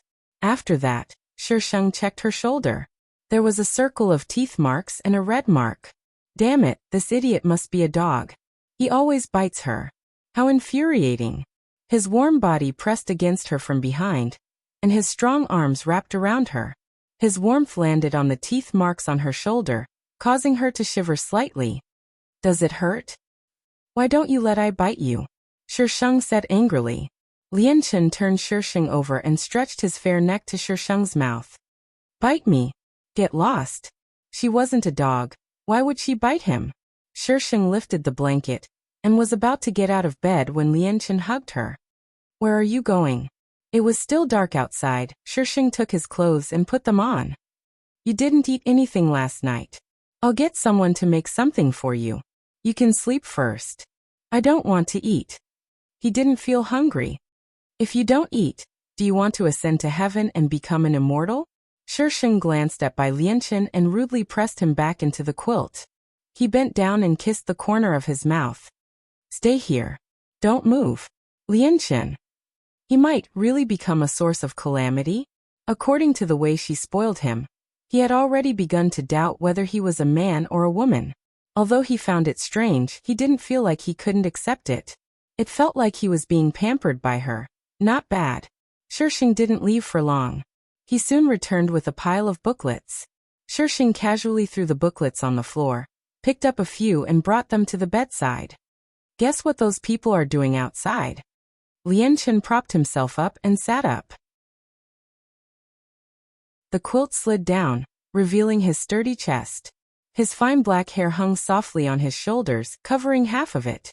Lianchen didn't seem to notice his posture and answered Shisheng's question seriously. Kneel outside? Shisheng smiled. Smart. This was a common tactic used by ministers. They would kneel down and refuse to get up. It was as if forcing their immediate superior to compromise would bring them great achievements. Other emperors would fall for this trick, but not her. Your Highness, can't you tell me what your plan is? Shisheng sat cross-legged on the bed, facing Lianchen. Do you want to know? Lianchen nodded. Shisheng grinned happily. Kiss me. Lianchen. He leaned over and kissed Shisheng on the cheek. The tip of his ear was slightly hot. Your Highness, can you tell me now? The Wei Kingdom broke into the city too quickly. It's obvious that someone provided them with the topographic maps of their cities and the deployment of their troops. Someone committed treason. Lianchen had also thought of this. He was sending people to investigate, but there were no results for now. Your Highness, do you know who it is? Of course. Shisheng played with the booklets and said casually. Do you really think I've been teasing you all day? Lianchen. Wasn't that the case? He was with her almost every day, and he didn't see her do anything strange. She didn't even have any trusted aides. I'm not that unprofessional. Shisheng snorted. Host, when did you become unprofessional? Your Highness, who is that person? Who else could it be? Yan Jinxiu. Other than the female lead, only the male lead had such great abilities. In the plot, the female lead would be forced to go far away and eventually join forces with the Wei Kingdom to attack the Jin Kingdom. This time, the plot was just brought forward. Your Highness, how do you know? You don't believe me? Shisheng's eyes narrowed. Lianchen shook his head without hesitation. Your Highness, I'm just curious. He was curious about how she knew these things without using anyone. Forget it. Could she say that she knew because she used a plug-in? Your Highness. Lianchen was slightly dissatisfied. Shisheng raised his hands in surrender. I have my own way. Even if I tell you, you may not understand. If you really want to know, I can tell you. Lianchen stared at Shisheng for more than 10 seconds. Your Highness, I'm a little hungry. Shisheng tilted his head, and there seemed to be a smile in his eyes. It should be ready. I'll bring it over. She liked this trait of Feng Xi. Even if their personalities were different, he would never ask too much about her affairs. The two of them should have their own space when they were together. She rarely asked about his affairs. Even if she knew all the details, she wouldn't say anything if he didn't mention it. They maintained the same tacit understanding. She would only do something if his safety was at stake. Shisheng went out and brought in the food. It was just plain porridge with a few side dishes. Shisheng said jokingly, Do you want me to feed you? I'm happy to serve the Prime Minister. Lianchen put on his clothes. His ears were still hot, but his expression didn't change. I can eat it myself. Shisheng raised his eyebrows and put the tray in front of him. Your Highness, you don't want to eat. You're a feast for the eyes. Lianchen. Yan Jinxiu helped the Wei state. She constantly had city defense maps in her hands, and the forces she secretly cultivated were attacking the city faster and faster. In just 2 months, the Wei state's flag had already been planted on 2/3 of the Jin state's territory. The current ruler of the Jin state still didn't react at all. The ministers knelt and knelt, and many of them fainted, but it didn't work at all. In the end, this group of people could only give up. They went home to pack their things and prepared to escape. There were also ministers who wanted to ask the former emperor, who had been enshrined, to come out of retirement. However, the former emperor's military power had been taken away by Shisheng. How could he come out of retirement without an army? The miserable fairy was still writing at 2107. Only one more chapter. I want to die. Quickly vote to comfort me. Quickly.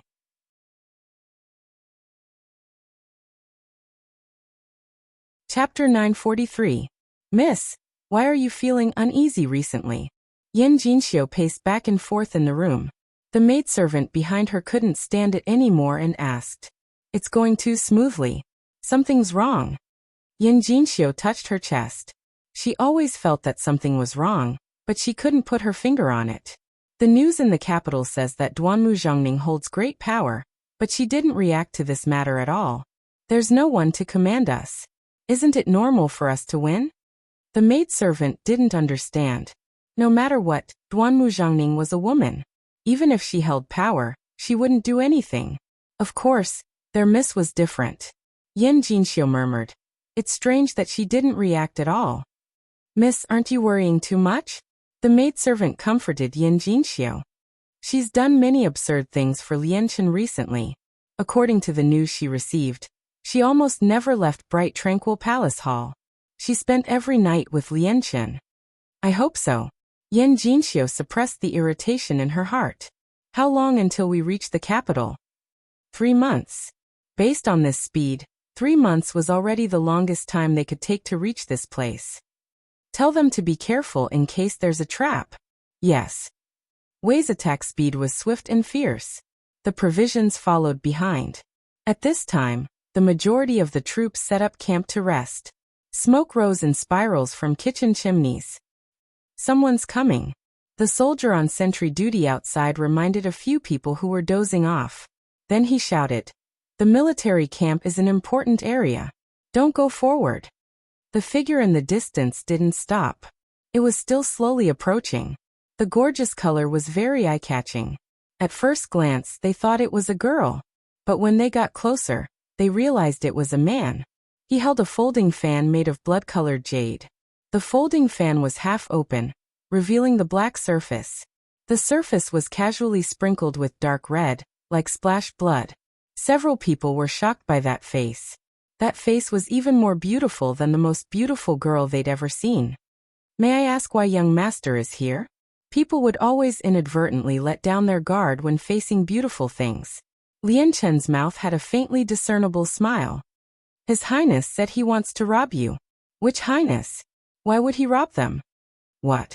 The soldier who asked the question didn't seem to understand Lianchen's words and looked at him in confusion. Lianchen closed his folding fan with a snap and pointed at the camp behind them with his fan. The few soldiers looked back at the same time. Thick smoke billowed into the air, and a clamor erupted. A few soldiers came to their senses and looked back. That gorgeous figure was nowhere to be seen. It was as if what they had just seen was an illusion. In the military camp, Shisheng was surrounded by people. Who are you? Duanmu Zhongning, the eldest princess of Jin State. Shisheng reported his name with a smile. Nonsense. Someone immediately retorted. She should be in the Jin Nation Palace now. Why is she here? Who exactly are you? Why are you opposing the state of Wei? In this world, no one would believe you even if you were to tell the truth. Humanity was no longer what it used to be. Shisheng shrugged helplessly. You don't believe me when I tell you the truth. Fine, I'm actually your ancestor. After saying this, Shisheng threw the fire roll in his hand at the provisions beside him. The fire started and a heat wave swept over them. Shisheng's action was undoubtedly a direct provocation. Kill her. Shisheng took out his iron sword handsomely and waved it at the provisions that were burning fiercely. The fire fell from the sky onto the tents and burned them up. By the time everyone avoided the fire, Shisheng had already set the fire and ran away. Shisheng and Lianchen stood side by side on the hillside in the distance, looking at the sea of fire below. Lianchen's voice fell into Shisheng's ears along with the wind. Your Highness, you can leave this kind of thing to me next time. No need. You just need to watch me show off. What was showing off? Your Highness, you don't have to be so strong. He could help her do a lot of things. She could try to rely on him. Lianchen's heart ached slightly. It felt as if his heart was being held by a pair of invisible hands. He felt a little uncomfortable. Shisheng gave him a sideways glance, her lips curling into a smile. How could I bear to dirty your hands? The person she held in her hands only needed to be as beautiful as a flower to look at. Lianchen looked down at his hands. They were slender and fair with distinct joints. After a long time he said, "Your humble servant's hands have never been clean. They're not worth your hands." Shisheng placed his hand in Lian Chen's and interlocked their fingers. "How can one be a king without bloodshed? How can one be a king without bloodshed?" This sentence was not wrong at all. How many of those famous figures in history had clean hands? Lian Chen clenched his fingers and looked at the mountains in the distance. The luckiest thing that had happened to him in his life was meeting her. Shisheng burned the provisions of the Wei Kingdom and headed toward the capital of the Wei Kingdom. On the way, he burned the provisions of the Wei Kingdom to the ground. She only brought Lian Chen with her and no one else. The two of them entered the capital of the Wei Kingdom easily and snuck into the palace. The battle was intense, and they were about to enter the capital of the Jin nation. However, at this moment, there was an imperial edict to retreat. Not only that, the emperor of the Wei Kingdom also submitted a letter of surrender and voluntarily became a vassal state of the Jin nation. Once this news was out, everyone, including the Jin nation, was dumbfounded. The Wei Kingdom was about to win. Why did they surrender at this time? Was the emperor of the Wei Kingdom kicked in the head by a donkey? That was what everyone thought too. The emperor of the Wei Kingdom wanted to say that he did not have cat biscuits. The one who had cat biscuits was the eldest princess of the Jin nation. Not only did she blow up his palace, but she also threatened him. For the sake of his own life, how could he not agree? He didn't doubt at all that if he didn't agree, that madman would definitely blow him up into smithereens. She had such a powerful weapon in her hands. Who would dare to go against her? Regardless of whether others dared to or not, he did not dare to. The sudden surrender of the Wei Kingdom made their previous victories seem like a joke. The people in front had tried their best to capture the city, but the enemy had captured the leader first and would definitely succeed in one strike. They might have started the war in the wrong way. The most dumbfounded people were the ministers of the Jin nation. They did not know when Her Highness left the palace. It was as if she was still in front of them a few days ago, but in the blink of an eye, she had already arrived in the Wei Kingdom. Previously, she did not say a word and did not care about this matter at all. Who knew that there would be such a huge surprise? Actually, Her Highness knew how to clone herself, right? No. Her Highness was not around. This is a rebellion. Pui. Restore the country. ## New Year's benefits are being sent out # on January 25, 2017. The lucky cherub, Yan Nan, was selected. The selected cherub, please check the top post in the book review section. Long review activity, to receive the benefits.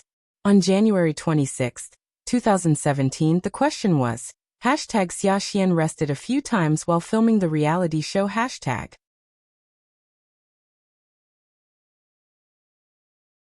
Chapter 944. Yan Jinxiu had never expected such an ending. She had planned for so long. But the Wei Emperor's words were all for naught? How did that woman make the Wei Emperor surrender so easily? That wasn't an ordinary person, but the Wei Emperor.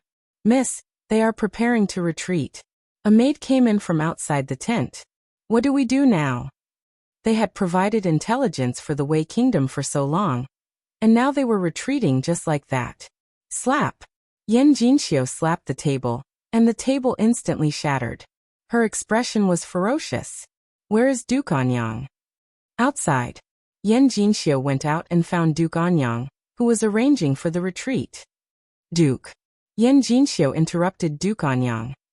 "Miss Yan, I am very busy. We can discuss later," Duke Anyang said with a frown. Yan Jinxiu ignored his words and went straight to the point. She even questioned, "Duke, you want to retreat just like that? Imperial brother has already given the imperial edict. What else can we do?" He wanted to retreat when victory was at hand. Did she think he would feel good about it? Then all our efforts have been in vain? Those generals under your command who died in vain?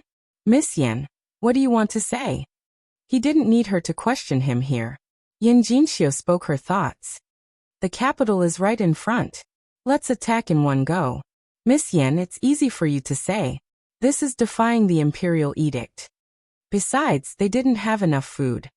Don't you understand that a general can't obey military orders in a foreign country? Duanmu Zhongning isn't in the capital now, and no one can command the troops under her control. They are in a state of disunity. Duke, you have a high chance of winning if you lead the troops into the capital. By then, the entire Jin kingdom will belong to your Wei kingdom. Will the emperor still blame you? Yan Jinxiu's words were very reasonable. Duke Anyang wavered. Let me think about it. He had put in so much effort, but he had to give up at the last step. How could he be willing? Yan Jinxiu knew Duke Anyang would agree in the end, so she didn't say more. She returned to her tent and let Duke Anyang think about it himself. As expected, in the evening, Duke Anyang gave the order not to retreat, but to continue advancing.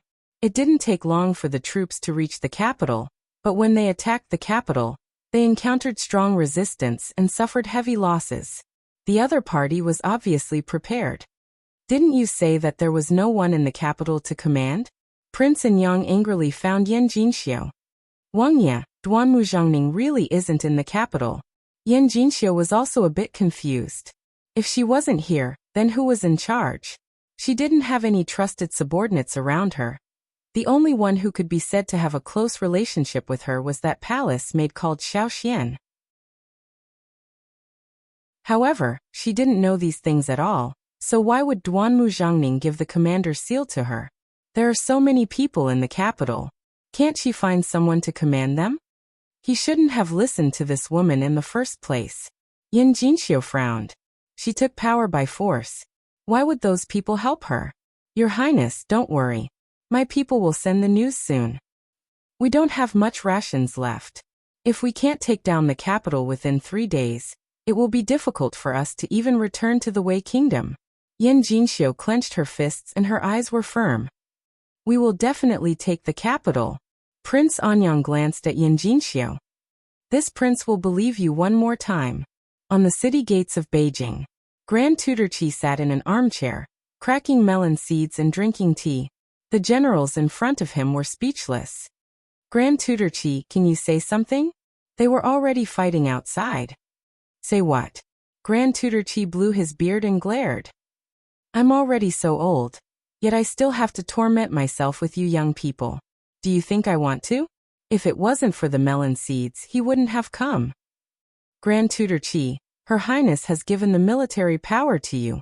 General A was imposing. Since you can't command, then hand over the military power. Her Majesty will definitely record this merit for Grand Tutor Qi. I knew you brats came for the military power. Grand Tutor Qi continued to crack melon seeds. To tell you the truth, it's impossible. Grand Tutor Qi, whose side are you on? Her Highness was rebelling. As an old official, he was actually helping her. General B coldly questioned. Her Majesty treats you well. Why is Grand Tutor Qi helping Her Highness? Her Highness gave me melon seeds to eat. Grand Tutor Qi's expression was calm. Everyone glanced at the melon seeds in his hand. What was so good about this thing? He actually sold out Her Majesty for this? Grand Tutor Qi. Grand Tutor Qi waved his hand.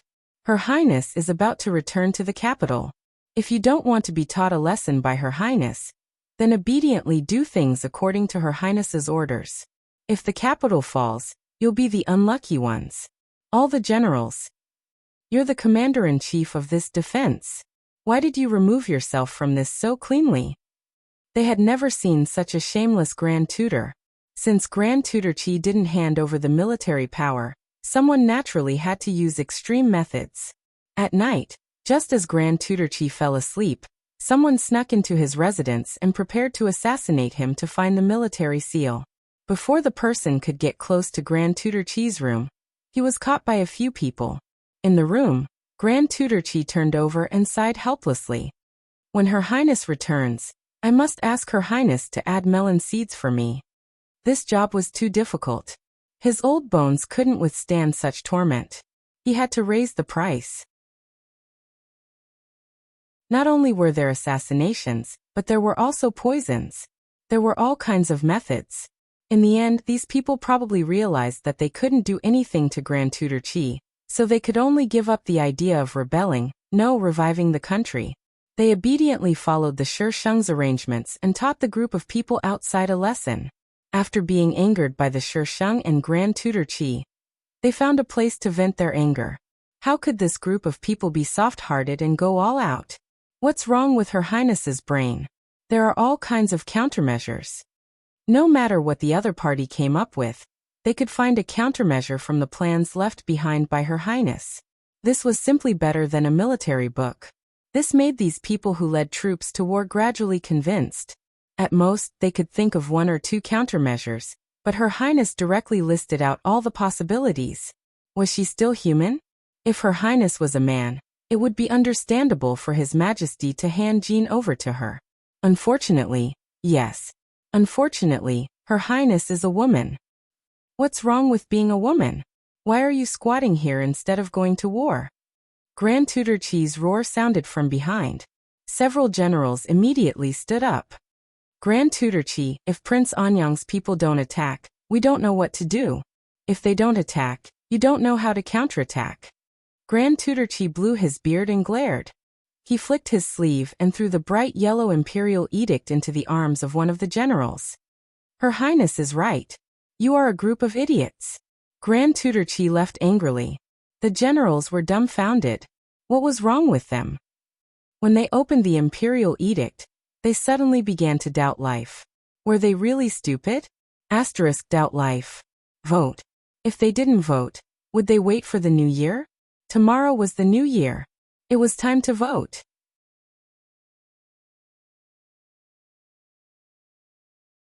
Chapter 945. The Jin State's counterattack caught Prince Anyang's men off guard. No matter what strategy they used, the other party was prepared and crushed them. If they couldn't win, they would retreat. However, a troop of soldiers was waiting behind them. It was a troop that Prince Anyang had never seen before. Tens of thousands of well-equipped cavalrymen appeared silently behind them. The outcome had been decided, and there was no need to continue. Prince Anyang was captured, and Yin Jinxiu ran away when she realized that something was wrong. Prince Anyang only realized that he had been used by a woman in the end, but it was too late. This should be the most satisfying battle we've ever had. After the battle, many people gathered together to discuss. His Highness is amazing. Yes. When this is over, I must write up His Highness's strategy.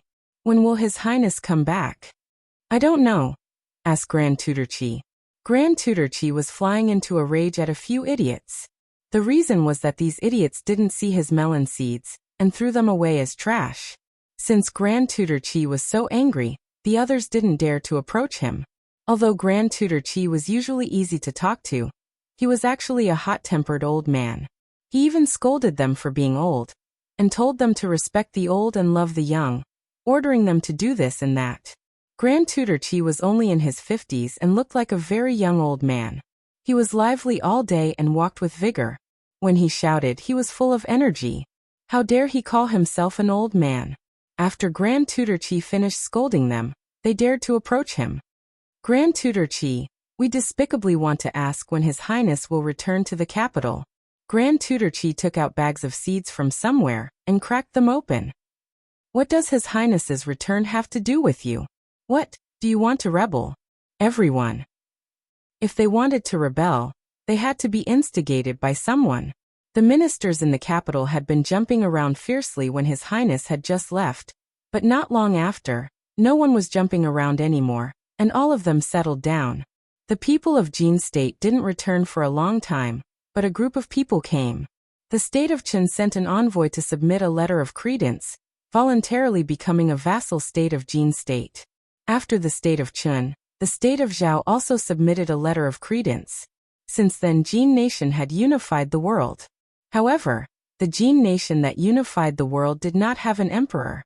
Shisheng didn't return to the capital until a month after the unification of China. Shisheng took Lianchen back to Jingning Palace like a thief. The next day, when Xiaoxian saw Shisheng coming out of his room, she was completely dumbfounded. Your Highness. Down. What? Sure. Oh, return. Come on. Of course. Your Highness. When did you come back? It took a while for Xiaoxian to find her voice again. She didn't even know that His Highness had returned. Last night. Shisheng yawned. Go get something to eat. Lianchen wants to eat when he wakes up. Xiaoxian. Your Highness, are you really treating Lianchen as a male pet? Even the Prime Minister accepted it. It was too strange. Xiaoxian shook off those strange thoughts and bowed. This servant will go right away. When Shisheng returned to the capital, Grand Tutor Qi was the first to visit him. Accompanying him was a box of booklets. Your Highness, this old servant has to help you deal with these chores every day. Your Highness, when you left back then, you didn't say that you would be gone for so long. Shisheng silently took out a few bags of melon seeds. Thank you for your hard work, Grand Tutor Qi. Grand Tutor Qi immediately beamed with joy. No problem, no problem. It's this old servant's honor to work for your Highness. After taking the items, Grand Tutor Qi didn't stay any longer. Your Highness, this old servant will take his leave first. Grand Tutor Qi left the main hall and met Lianchen, who was walking over from the end of the hall with a bowl of porridge. Grand Tutor Qi's strong body trembled, and he respectfully called out, "Young master." Lianchen walked past him without a change in expression, and his clear voice sounded slowly.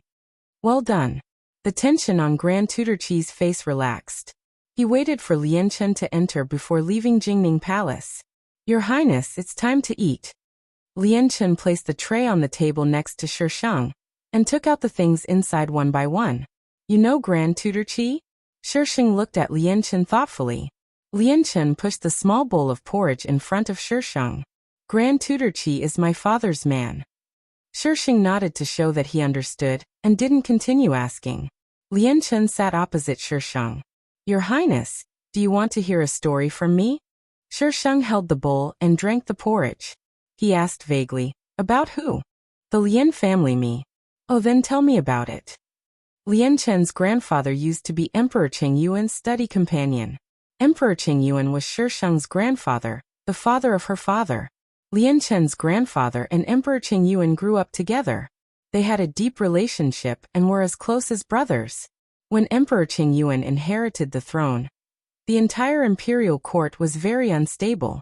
There were many factions in the imperial court, and there were very few people he could use. As the emperor, he was almost a figurehead. Emperor Qing Yuan and Lianchen's grandfather tried many ways, but they couldn't take power.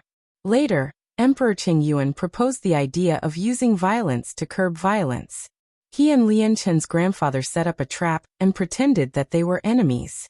Lianchen's grandfather began to develop in the direction of a treacherous official, but secretly worked for Emperor Qing Yuan. Sure enough, the situation quickly stabilized. Emperor Qing Yuan didn't seem to have much power, but in fact he had all the power. However, after being the emperor for too long, he would always be suspicious. When he was middle-aged, Emperor Qing Yuan began to suspect Lianchen's grandfather. In order to dispel Emperor Qing Yuan's suspicion, Lianchen's grandfather accepted the woman that Emperor Qing Yuan gave him. Not long after, he died in the hands of that woman. Not long after Lianchen's grandfather died, Emperor Qing Yuan found that the situation was starting to get out of control again. He had to secretly promote Lianchen's father and train him to be the successor of Lianchen's grandfather. The people of the Lian family were smart. Lianchen's father knew Emperor Qing Yuan's intentions, but Lianchen's grandfather didn't allow him to take revenge before he died. The Lian family was loyal to Jin and the imperial family. Until now, when the emperor ascended the throne, he walked the same old path as Lianchen's grandfather. The only smart thing was that he planted many of his trusted aides in Lianchen's court. Perhaps he didn't want Lianchen to end up like them in the end. Loyalty and evil didn't conflict. Shisheng's mouth twitched into a smile. The emperor's family has always been so cold-blooded and heartless. Lianchen smiled bitterly. He couldn't help it. He looked at Shisheng and reached out to hold Shisheng's hand that was on the table. His voice was somewhat cautious. Your Highness, I don't want to be an official. Are you willing to give up the position of the eldest princess for me and go far away? Shisheng, I've already conquered the world, but you're telling I that you want to go far away? Damn, why didn't you say so earlier? You're poisonous. Your Highness, are you unwilling? Lianchen was slightly disappointed. That's true. How can your Highness put down so many people for me? When are you leaving?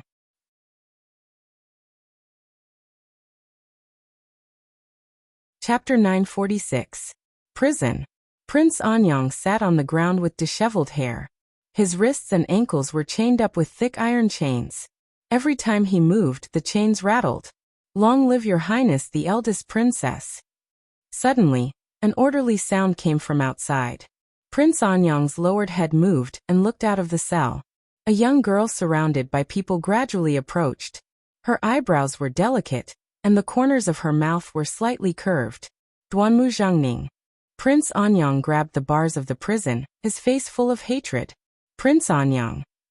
Shisheng's smile deepened. His calm voice sounded in the prison cell. "Do you want to go out? What do you want to do?" Prince Anyang stared at Shisheng cautiously. Would she be so kind as to let him go? "Let's make a deal. I'll let you go and you do something for me." Prince Anyang's suspicion grew. With your current status, what can't you do? Why do you need me to help you? There are things even immortals can't do, let alone a mortal like me. Just tell me, do you want to do it or not? A grown man dilly-dallied. Anyway, if he stuck his head out, he would be stabbed. What choice did he have to make? "What do you want me to do?" Shisheng glanced at Xiaoxian. Xiaoxian immediately put the things in her hands into the prison cell. Prince Anyang reached out his hand and paused for a few seconds before picking it up and flipping through it. "What enmity do you have with Yan Jinxiu? Did she have to kill her? That's not for you to ask. Think about it. If you agree, tell them and they will send you back to Wei." Shisheng's eyes curved. "Of course, don't think about not doing anything after you get out. If I can catch you once, I can catch you twice." Prince Anyang finally agreed to Shisheng's deal. Prince Anyang hated Yan Jinxiu. If it wasn't for her, he wouldn't have been caught and wouldn't have fallen to this state. He could get out and get revenge. Why wouldn't he agree? Prince Anyang was the Wei Emperor's brother. The two brothers were very close. Even if Prince Anyang disobeyed the imperial edict, the Wei Emperor didn't hold him responsible. According to the information given by Shisheng, Prince Anyang quickly eliminated Yan Jinxiu's secret forces. The information given by Shisheng was very detailed. Yan Jinxiu only kept a small part of her power, but how could this little power be enough to go against the Prince of Anyang who had the backing of the Wei state? It was a rainy night, and the sound of horse hooves broke the curtain of rain. "He's in front. Chase after him." Thunder rumbled as lightning hacked down from the sky. It was as if it wanted to split the heavens apart. It landed in the forest in front of them with astonishing momentum, and a huge fire immediately rose. The horse that was running at the front was startled. After a series of neigh, it began to gallop wildly. The person on the horse was jolted all over the place. In the end, he couldn't bear the weight and fell from the horse to the ground. The people behind quickly surrounded him, and surrounded him in the middle. "Yan Jinxiu, you have nowhere to run." The man on the horse shouted. Whoosh! The rain washed Yan Jinxiu, who was on the ground. She was stabbed in the abdomen and could not straighten her body. She could only raise her head and glare at the people on the horse with burning anger in her eyes. "Who the hell are you?" The other party didn't answer Yan Jinxiu. He waved his hand and said, "Take her away." Yan Jinxiu couldn't resist and could only be taken away. By the time they arrived, Yan Jinxiu was already on the verge of death. Seeing the person standing at the door, Yan Jinxiu was clearly in disbelief. Her already pale face turned even paler. "Why are you here? He should be in the prison of the Jin state right now. Why is he here?" Prince of Anyang sneered. "Why can't I be here?" Yan Jinxiu's mind was in a mess. "You can't be here. Duanmu Zhangning. What did you do with Duanmu Zhangning? It must be that woman. Only she had such great ability. It's not your turn to ask me questions. Take her in." He must let this person have a taste of what it was like to be in prison. Yan Jinxiu looked at the door and kept shaking her head. She couldn't go in. Prince of Anyang hated her to the core. If she went in, Prince of Anyang would definitely torture her to death. But Yan Jinxiu didn't have the ability to say no. The door in her eyes contracted and then slowly closed, isolating her from the outside world. Shisheng originally wanted to return the throne to the emperor as interest for her borrowing the throne, so she gave him the entire world. But after hearing Lian Chen's words, she didn't want to return the throne to him at all. Why should the person she cherished be treated like this by others? Shisheng picked one of the princes and threw him onto the throne. Royal sister, why did you choose me? The prince asked Shisheng with a frown. There were many princes who were more outstanding than him. He never thought that he would sit on this throne like this. No reason. I randomly picked him. What reason could there be? There's cat biscuits. Royal sister, are you really leaving? Yes. You will always be the most honorable princess royal of the Jin state. The doors of the Jin state will always be open for you. Royal sister, you can come back whenever you want. Shisheng waved her hand. Be a good emperor. Don't be pulled down by others. She could give him the entire world, but whether or not he could keep it depended on whether he had the ability to do so. While Shisheng was dealing with her matters, Lianchen was also dealing with his matters. Lianchen handed over all his power, leaving only the elite troops that had blocked Prince Anyang's escape route. As for what other trump cards he had in secret, no one knew. Zhao Yu sat at the side and watched Lianchen tidy up. After a while she asked, "Is it worth it?" "It's not worth it. I just want to do it," Lianchen answered softly. Some decisions were made according to one's heart. Her poison should be acting up soon. Zhao Yu was worried. If you take her away now, it'll be bad for her. That's why I want to take her away. He didn't want some unimportant people to disturb her in her final moments. Then you don't have to hand over everything. Lianchen was silent for a while. If she leaves, I'll go with her. There's no point in keeping her. Achun. Zhao Yu was shocked. You, Lianchen looked at Zhao Yu. Zhao Yu, you're free. You weren't like this before. He never thought that one day he would follow a woman to death. You didn't care about my life or death before either. He used some tricks to recruit Zhao Yu. At first, he was disgusted with him and even spoke ill of him. Zhao Yu snorted and threw an item at him. This is the last thing I can help you with. If you can find Heavenly Dr. Xian Xian, you can use this to save her life. Zhao Yu turned to leave. When he reached the door, he paused. Achun, take care. Heavenly Dr. Xian Xian had always been a legend in the pugilistic world. Her medical skills could revive the dead. It was rumored that she came from Penglai Island and learned immortal skills. However, very few people had seen her. They only knew that she had appeared in a few places.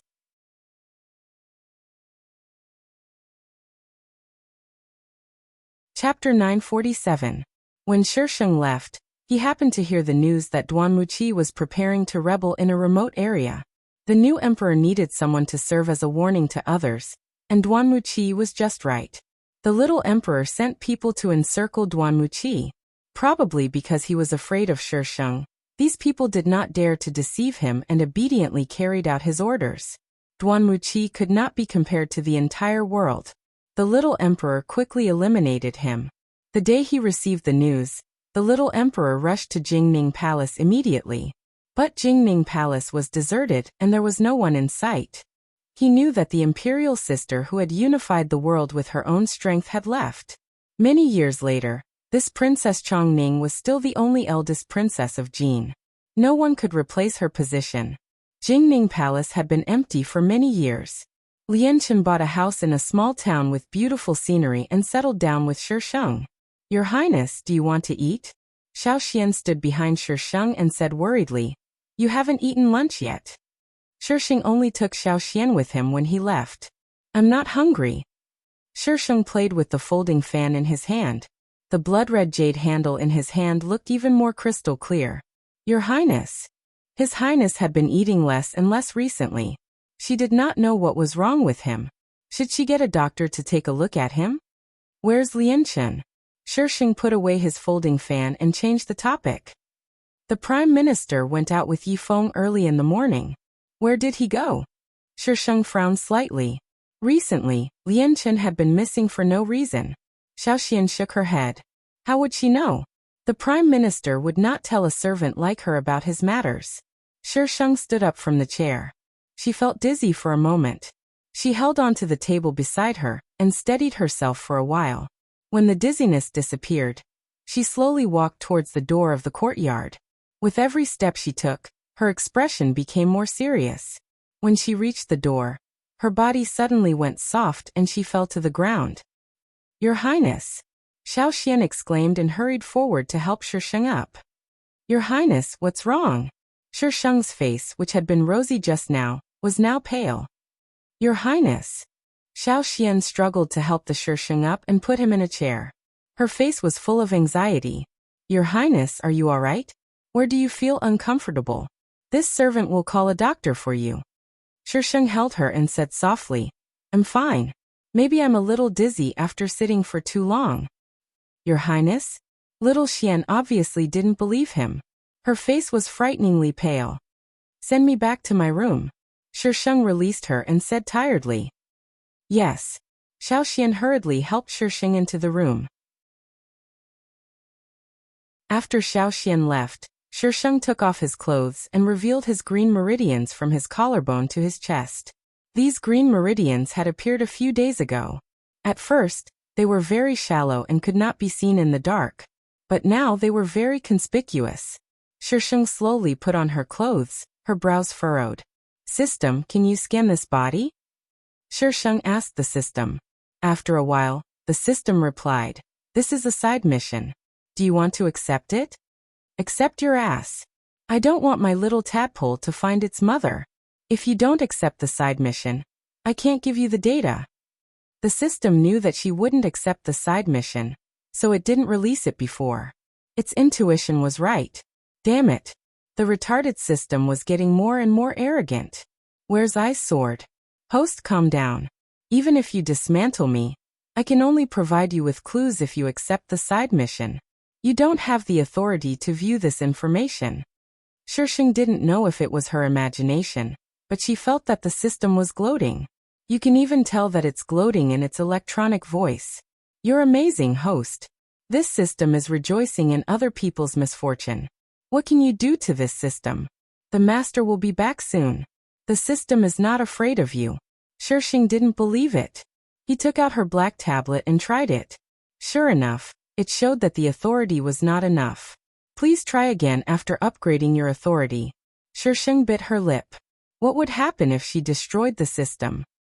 Host, you will disappear if the system self-destructs. This is not a joke. Host, please don't have such dangerous thoughts.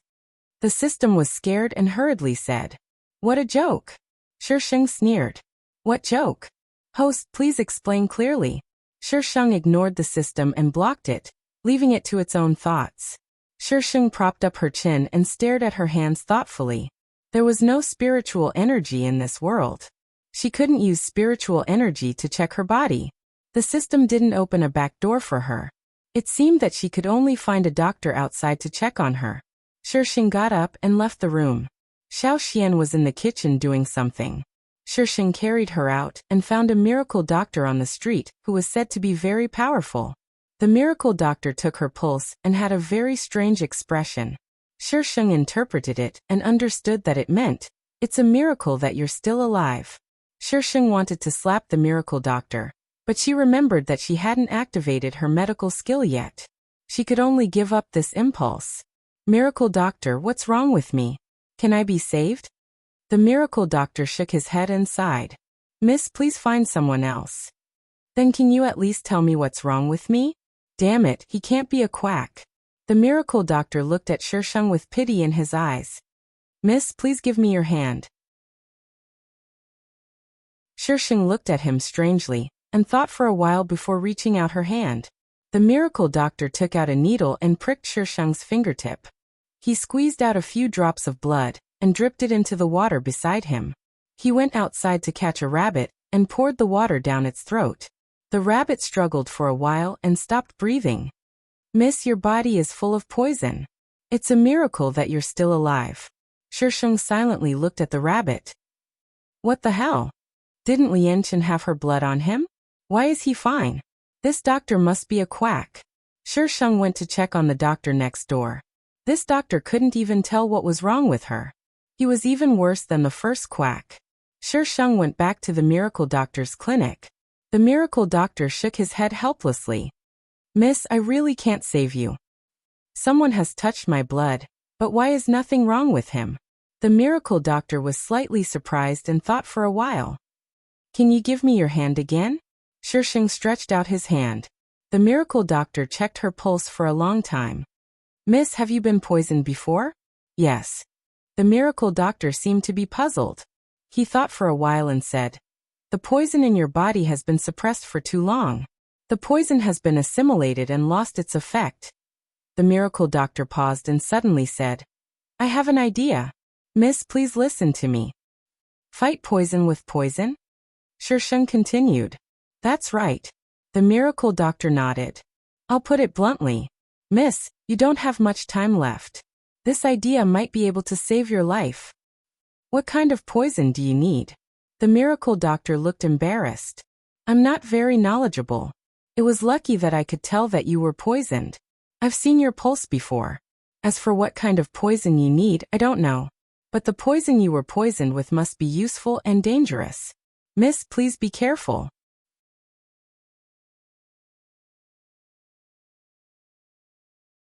Chapter 948.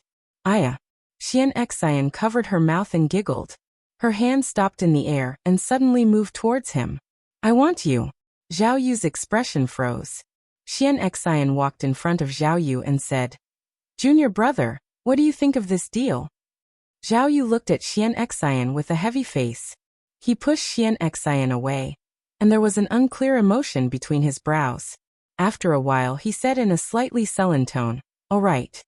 In order to prevent you from running away, why don't we consummate our marriage first? Xian Xian looked at Zhao Yu with a smile. Xian Xian, don't go overboard. Zhao Yu immediately exploded. All right. Xian Xian waved his hand. Put her in the room first. Brother, please prepare some things for me. Also, lend me your dragon feather snake. Zhao Yu was on guard. What do you want? Don't worry. I won't do anything to a snake. Zhao Yu reluctantly handed the dragon-feathered snake to Xian Xian and left with the list that Xian Xian gave him. When Xian Xian was treating the patient, no one was allowed to be present. Shisheng and Xian Xian stared at each other for a moment. Xian Xian took out a small bag. Take it off. Shisheng's mouth twitched. Why did her words sound so ambiguous? The treatment process lasted the entire night. Lianchen stood outside all night. Xian Xian opened the door and came out looking exhausted. Lianchen immediately went up to her and asked, How is she? When I, Xian Xian, make a move, there is no one that I cannot save. Xian Xian looked at Zhao Yu who was waiting outside and handed him a new list. Brew the medicine according to my instructions. 3 times a day. Don't mess up. Don't stop. Otherwise, you'll have to bear the consequences. Lianchen wanted to go into the room, but Xian Xian stopped him. It's not over yet. You can't go in. Lianchen frowned but didn't insist. He stood outside like a statue. Xian Xian glanced at him and walked to the room next door. Where's my dragon-feathered snake? Zhao Yu followed behind Xian Xian. What's the rush? I will return it to you. Xian Xian rubbed her forehead. You've always coveted my hornless feathered snake. Do you think I don't know? In order to obtain this hornless feathered snake, he had almost lost his life. Xian Xian pushed open the door and went in. She turned around and said slowly, Junior Marshal brother, I've always wanted you. Do you really think I'm interested in the headmaster position? I forced you so much just to get you. Zhao Yu stared blankly as the door closed. He scratched his head in frustration. By the time Zhao Yu got her hands on his dragon-feathered snake, the snake had lost its luster and its aura was weak, as if it could die at any moment. Zhao Yu was so angry that she fought with Xian Xian. By the time Shisheng woke up, it was already the afternoon of the 3rd day. The light in front of her was a little blurry. She tried for a while but still couldn't see clearly. Your Highness. Lian Li's deep voice sounded in her ears. She felt someone helping her up. Lianchen, I think I'm F*King blind. Shisheng raised his hand to rub his eyes. His vision was blurry and he couldn't see clearly at all. The venom of the dragon feather snake hasn't been completely removed yet. It will be fine after a while. Xian Xian's voice came from a distance. Lianchen's aura suddenly surged.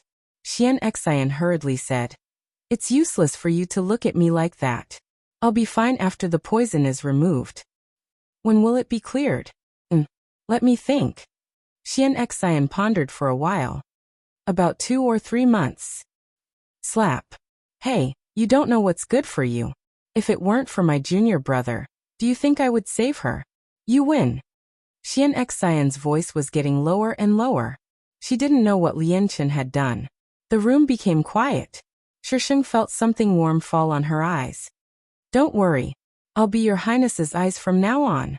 It's not like it won't heal. Why did he make her feel like she was really blind? Lian Chen. His highness was still the same his highness. Shisheng had been recuperating for a long time. It was normal for her to bump into doors, windows, and tables when she was walking. Usually, Shisheng would get angry at this time. Lian Chen had to be patient and coax her for a long time. When her eyes were healed, the first thing Shisheng would do was to fight with Xian Xian. That woman must have done it on purpose. Xian Xian was good at medicine but not so good at martial arts. Before Shisheng could do anything, Xian Xian had already lost. You two ingrates. How dare you bite the hand that feeds you? Xian Xian stared at Shisheng angrily. Do you dare to swear on Jiaoyu that you didn't do anything to it? Shisheng stared back. Xian Xian was speechless. She got up from the ground and patted the dust off her clothes. So what if I did? Then I can beat you up. It's okay. You're cuter when you're sick. Xian Xian looked at Shisheng from head to toe. She was like a tiger with its teeth pulled out. She couldn't be fierce at all. She was so cute at that time. She wasn't as fierce as she was now. She was full of thorns. Shisheng put away his sword and smiled evilly. I hope you'll never get Jiaoyu. Xian Xian. She was getting more and more annoyed. Shisheng and Lian Chen's marriage went smoothly. They lived a peaceful life. In the end, Lian Chen was lying on the bed. He grabbed Shisheng's hand and said in a weak voice, Your Highness, I'm here. Shisheng lay beside him. Your Highness, I think I've seen you before. Lian Chen's eyes were cloudy. He murmured, I saw a lot of things. They were so strange. Do you remember anything? Lian Chen's eyes became dimmer and dimmer. He suddenly grasped Shisheng tightly. Your Highness, I don't want to be alone. Shisheng kissed him on the lips. I know. I'll be with you. Lian Chen's mouth slowly opened. He loosened his grip on Shisheng's hand and let it hang down weakly. Shisheng's hand froze in the air for a moment. He took a deep breath and calmed himself down. He took the watch from Lian Chen's hand calmly. See you in the next world. Shisheng went back to the system space. The system refreshed the information without saying anything. It didn't want to talk to the host at all. 1. Point. Oh, no. Want. It wanted to wait for its master to come back and teach the host a lesson. Humph. Name, Shisheng moral points. 30,000 health points. 35 contribution points. 56,000 task level. B task points. 72 hidden task. Complete hidden task reward. 2,000 contribution points side task. Complete side task reward. 0 contribution points item list. Queen's Crown, Ghost King's Heart, Dark Knight, Kirin Blood Shisheng. What do you mean by 0 contribution points? Why don't you give I contribution points? I didn't complete the side task? Host, I've warned you a long time ago. Don't be opportunistic. If you don't listen to the system, you'll suffer. Humph. Didn't I succeed in stopping Lian Chen in the end? But you also caused the chaos later. Not long after you left, several countries broke out in war. All of this was because of your forced unification. You blame me for this? Damn it. You gave birth to a baby in the hospital. Do you need the hospital to help you raise the baby? Congratulations to the host. Your moral points have exceeded 300,000. The desperate counterattack mode is about to be activated. Please be prepared. Shisheng. Desperate counterattack mode? What kind of strange function did you add in this time? The system wants to be a cold system. I won't talk. Asterisk the 28th world ended. I don't understand those people who think that Xian Xian wants to snatch my resignation. Ha ha ha. What a trick.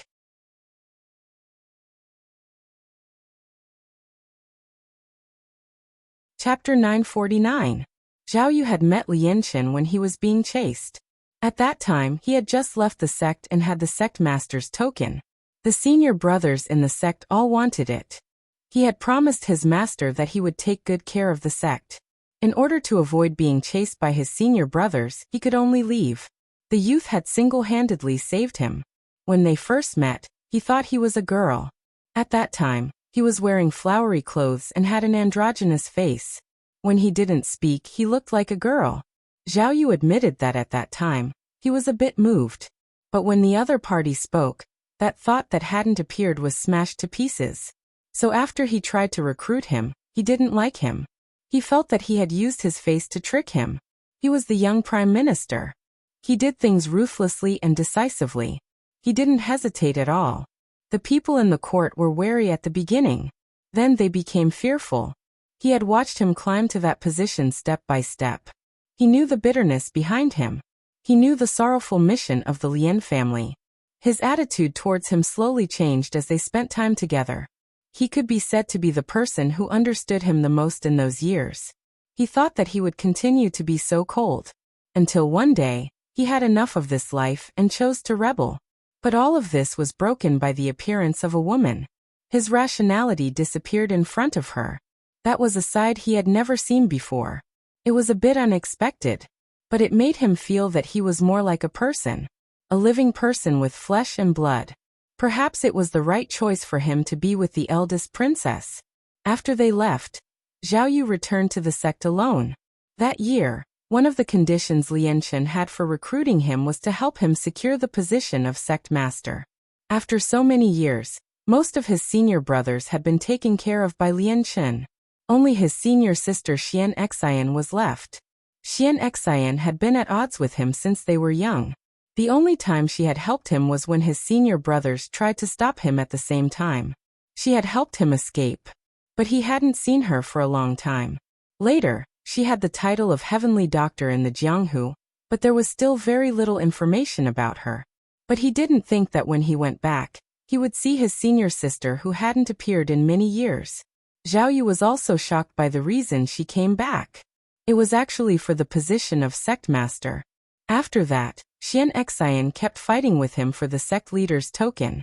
Zhao Yu was annoyed with Xian Xian, but remembering that she had helped him before, he couldn't do anything to her. He could only hide in the prime minister's residence. This was the reason why he had not shown up when Shisheng was bitten in the prime minister's residence. When Lianchen said that he was free, he didn't know what he was thinking, but he left the sect leader's token to him and told him to look for Xian Xian. Perhaps the eldest princess could still be saved. Xian Xian was his senior sister, and she was once praised by his master as the most talented disciple. Xian Xian was right. Xian Xian's medical skills were definitely the best in the sect. Even the elders couldn't compete with her. However, Zhao Yu did not expect that Lianchen would not only fail to find Xian Xian, but also send him a message, asking him to bring the dragon-feathered snake. That was the first time Zhao Yu had seen Lianchen use a pleading tone. He left as soon as he received the letter. When he went out, he happened to meet Xian Xian who was looking for him. He made a deal with Xian Xian. As long as she helped him, he would give her the position of sect leader. Xian Xian's medical skills were better than his, and she was once his master's favorite disciple. There was nothing wrong with giving her the position of sect leader. However, when they arrived at the place, Xian Xian brought up another condition. At that time, he couldn't tell what he was feeling. His heart seemed to be beating faster, and he also seemed to be angry. At that time, Lianchen glanced at him, but there was no other meaning in that glance.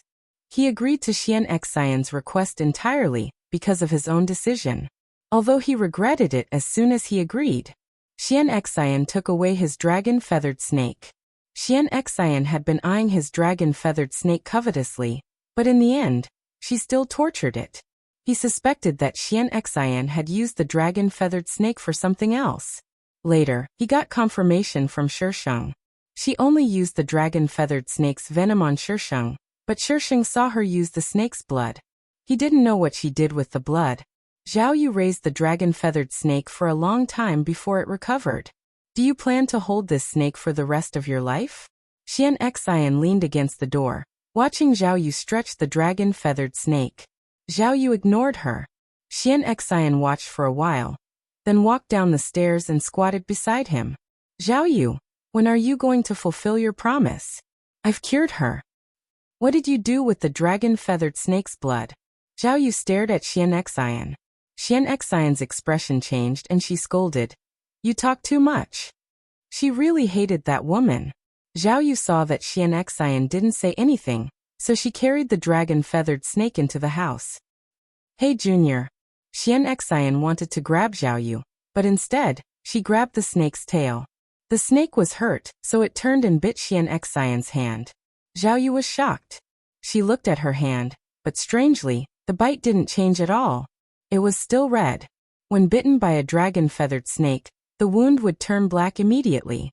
Xian Xian quickly retracted her hand. Junior, this thing of yours bites. Do you want to change your pet? For example, mine. Your hand. Zhao Yu stared at Xian Xian's sleeve. Xian Xian didn't care. I can't even cure this little poison. How can I call myself a heavenly doctor? Xian Xian said it was fine, so Zhao Yu didn't ask anymore.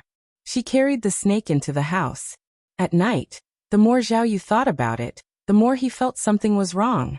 He got up and went next door to find Xian Xian. No one answered after knocking for a long time. Zhao Yu thought no one was there, and was about to leave when a soft moan came from the room. The sound was suppressed, as if someone was trying to hold it in. Zhao Yu hesitated for a moment, but still pushed the door open and went in. There was no light in the room, so he could only find the source of the sound. Xian Xian was curled up on the bed. Her clothes were messy, revealing her white shoulder. The moonlight shone on her shoulder, revealing a hideous wound. Zhao Yu's body froze. He stared at the wound in a daze.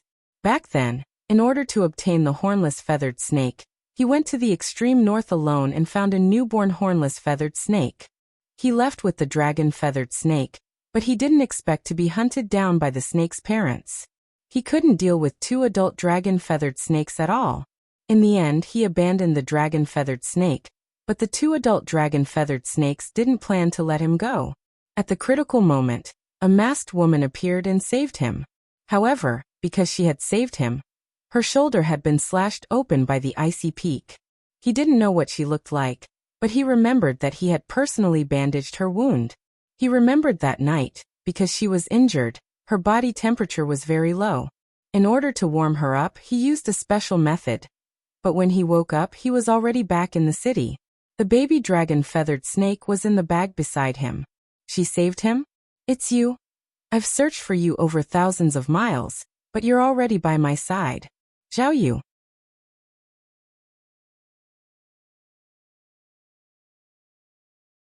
Chapter 950.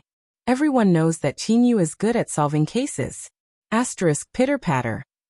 The rain fell on the building in a cheerful rhythm. There seemed to be the sound of a police siren in the distance. It sounded muffled in Shisheng's ears, coming closer and closer. She felt as if she had been stabbed countless times. The rain soaked into her body like salt sprinkling on her wounds. She was in so much pain that her consciousness became more and more blurred. It was very dark all around. It took Shisheng a while to clear her vision. There was a dim street lamp in front of her head.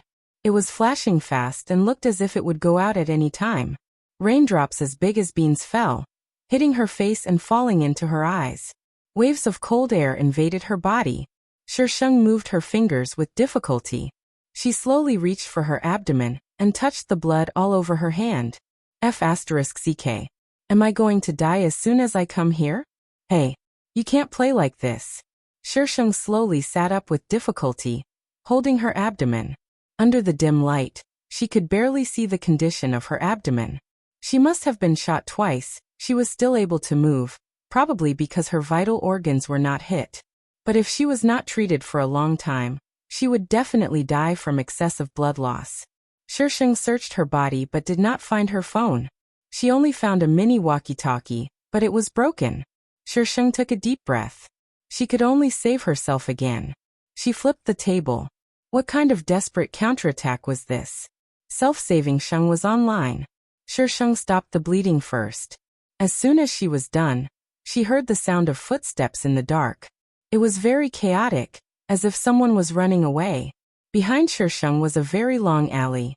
There was no place to hide. She came face to face with the group of people. There were 6 people in total. All of them were strong men, dressed in black with tattoos.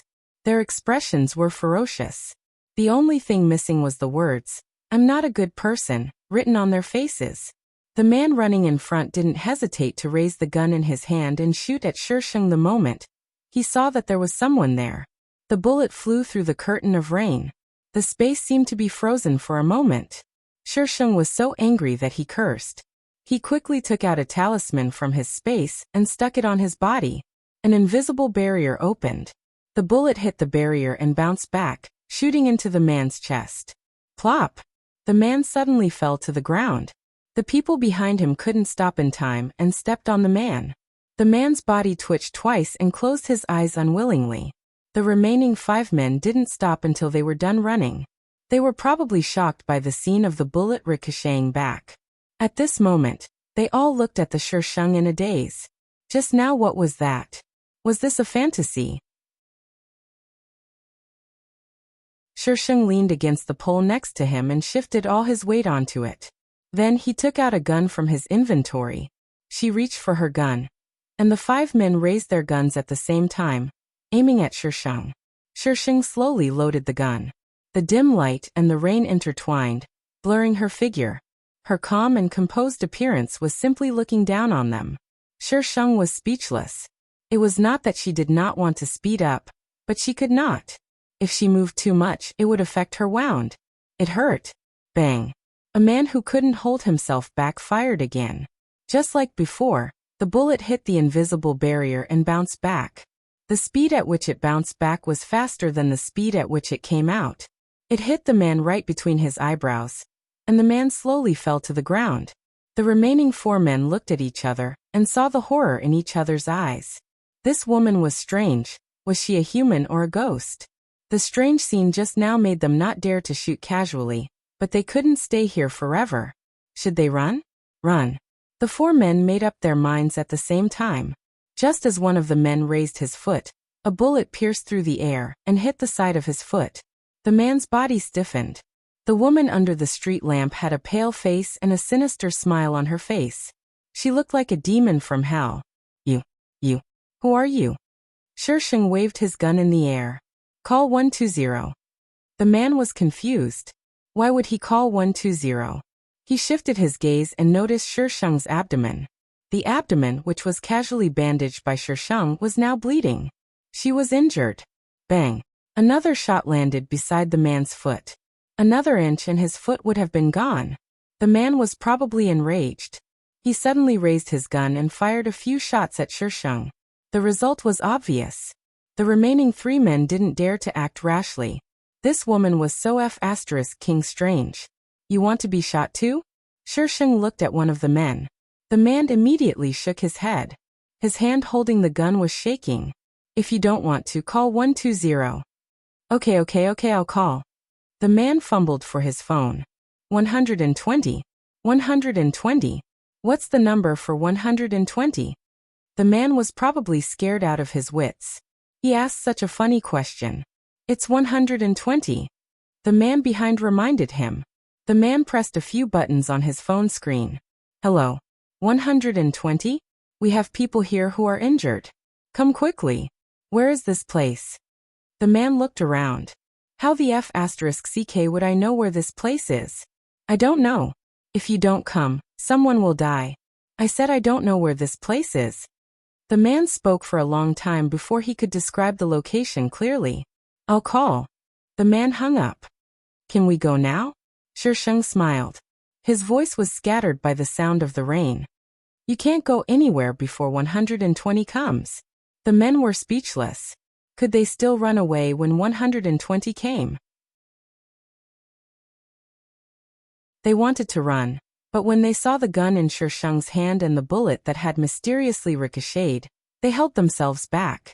People were always a little afraid in the face of unexplainable events. Even the most evil of people. Please let us go. I've already called 120. They'll be here soon. There's no use for you to keep us here. The man begged Shisheng in a low voice. Who knows if you made a fake call? When 120 comes, I'll let you go. The three men were speechless. How were they going to leave when 120 came? Shisheng looked at them with smiling eyes. You can run away if you want, but you'll have to risk your lives. I can only shoot one person at a time. From here to there, 2 of you will cover the distance. 1 of you should be able to escape. So, do you want to discuss who will cover the distance? The 3 men were speechless. Was he asking them to discuss who should die? Was there something wrong with this woman's brain?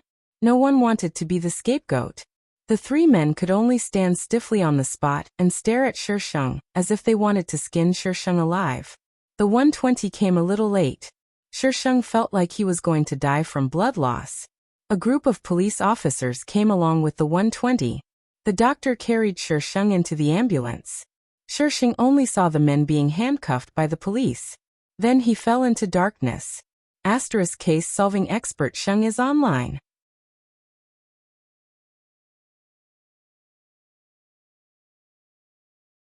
Chapter 951. This was a romance novel in the guise of a criminal investigation.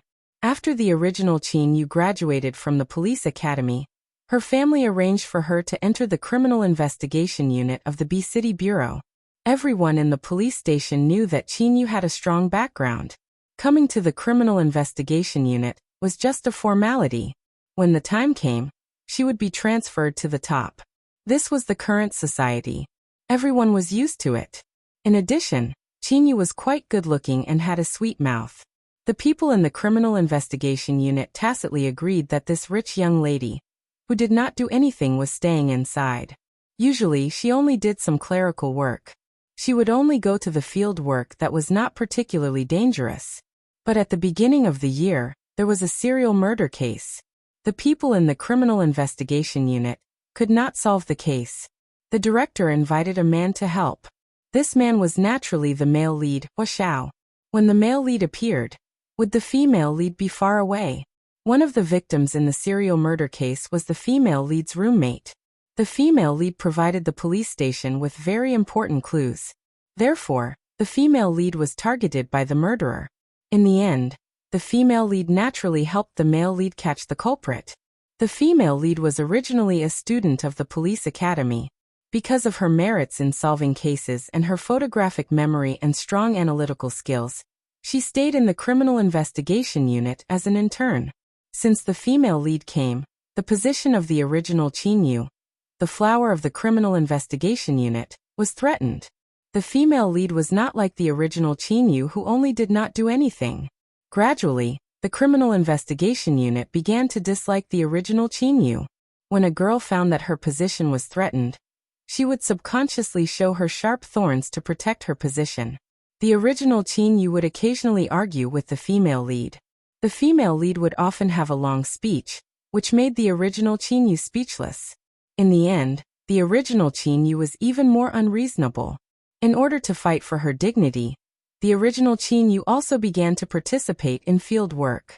But there was an accident when she participated in field work for the first time. Because the female lead acted without permission, a criminal gang was alarmed. This group of people fled towards the original Qin Yu.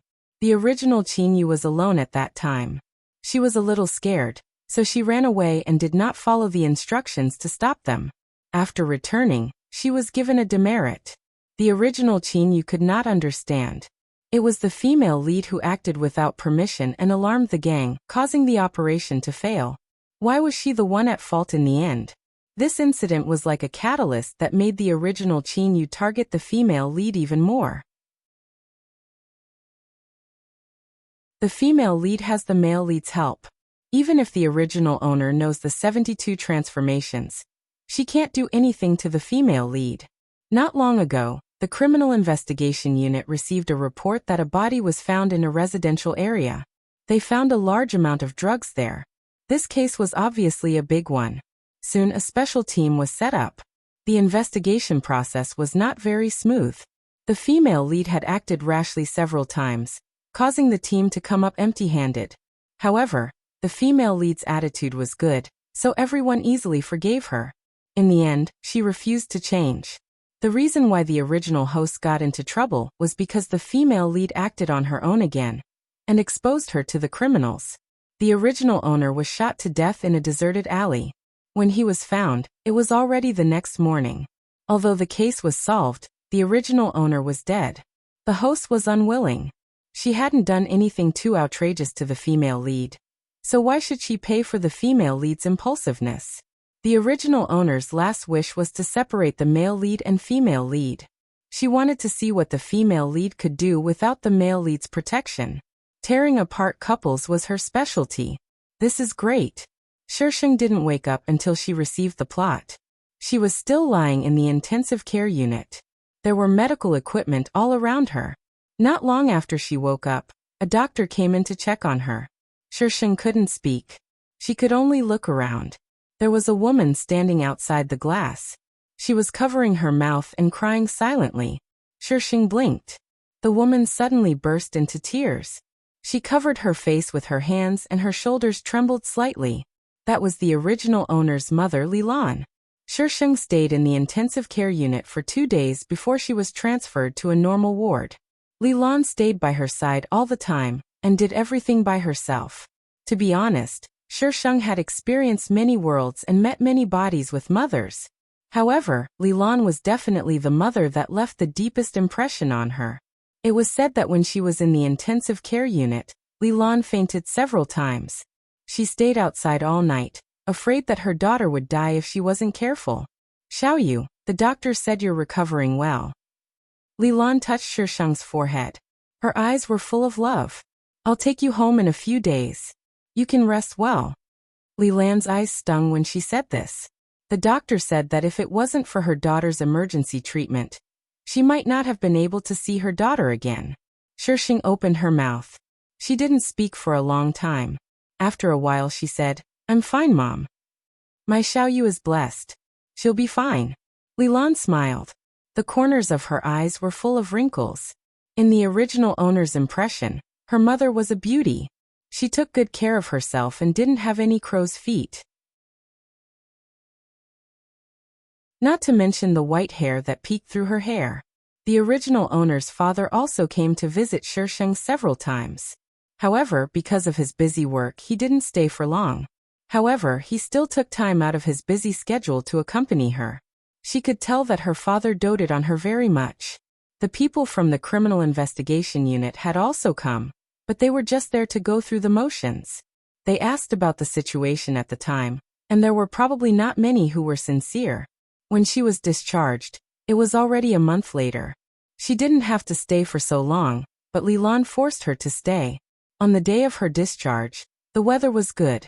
Shirsheng and Lilan walked out of the hospital together. Qin Yi's father's car was parked outside. Why are you here? Lilan opened the car door and let Shirsheng in. She asked Qin Yi with a smile on her face. Didn't you say that you were busy recently? It's on the way. I'll take you home. Qin Yi touched Shirsheng's head. Xiaoyu, how are you feeling recently? Shirsheng wanted to raise her middle finger when she was still being patted on the head at this age. She held it in and answered obediently. Mom took good care of me. Qin Yi kissed Lilan's face in front of Shirsheng. It's been hard on you, my wife. Lilan glared at Qin Yi. It's not hard to take care of your own child. But I haven't been at home recently. You must not have eaten well, right? Shirsheng was stuffed with dog food. Where's Ai's sword? Bah. Where's Ai's fengxiai? Only after the two were done being lovey-dovey did they remember Shirsheng, who was curled up in the corner like a backdrop. Xiuyu, I've already told your dad not to go to the criminal investigation unit anymore. That place isn't a place for girls. Your dad has arranged a relaxing job for you at the city bureau. Shirsheng was shocked.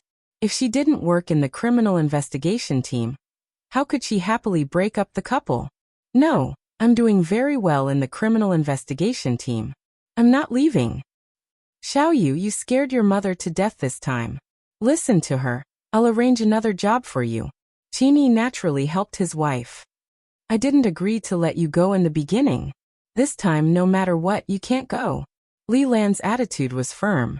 Asterisk hashtag Happy New Year hashtag may cherub be beautiful and healthy hashtag.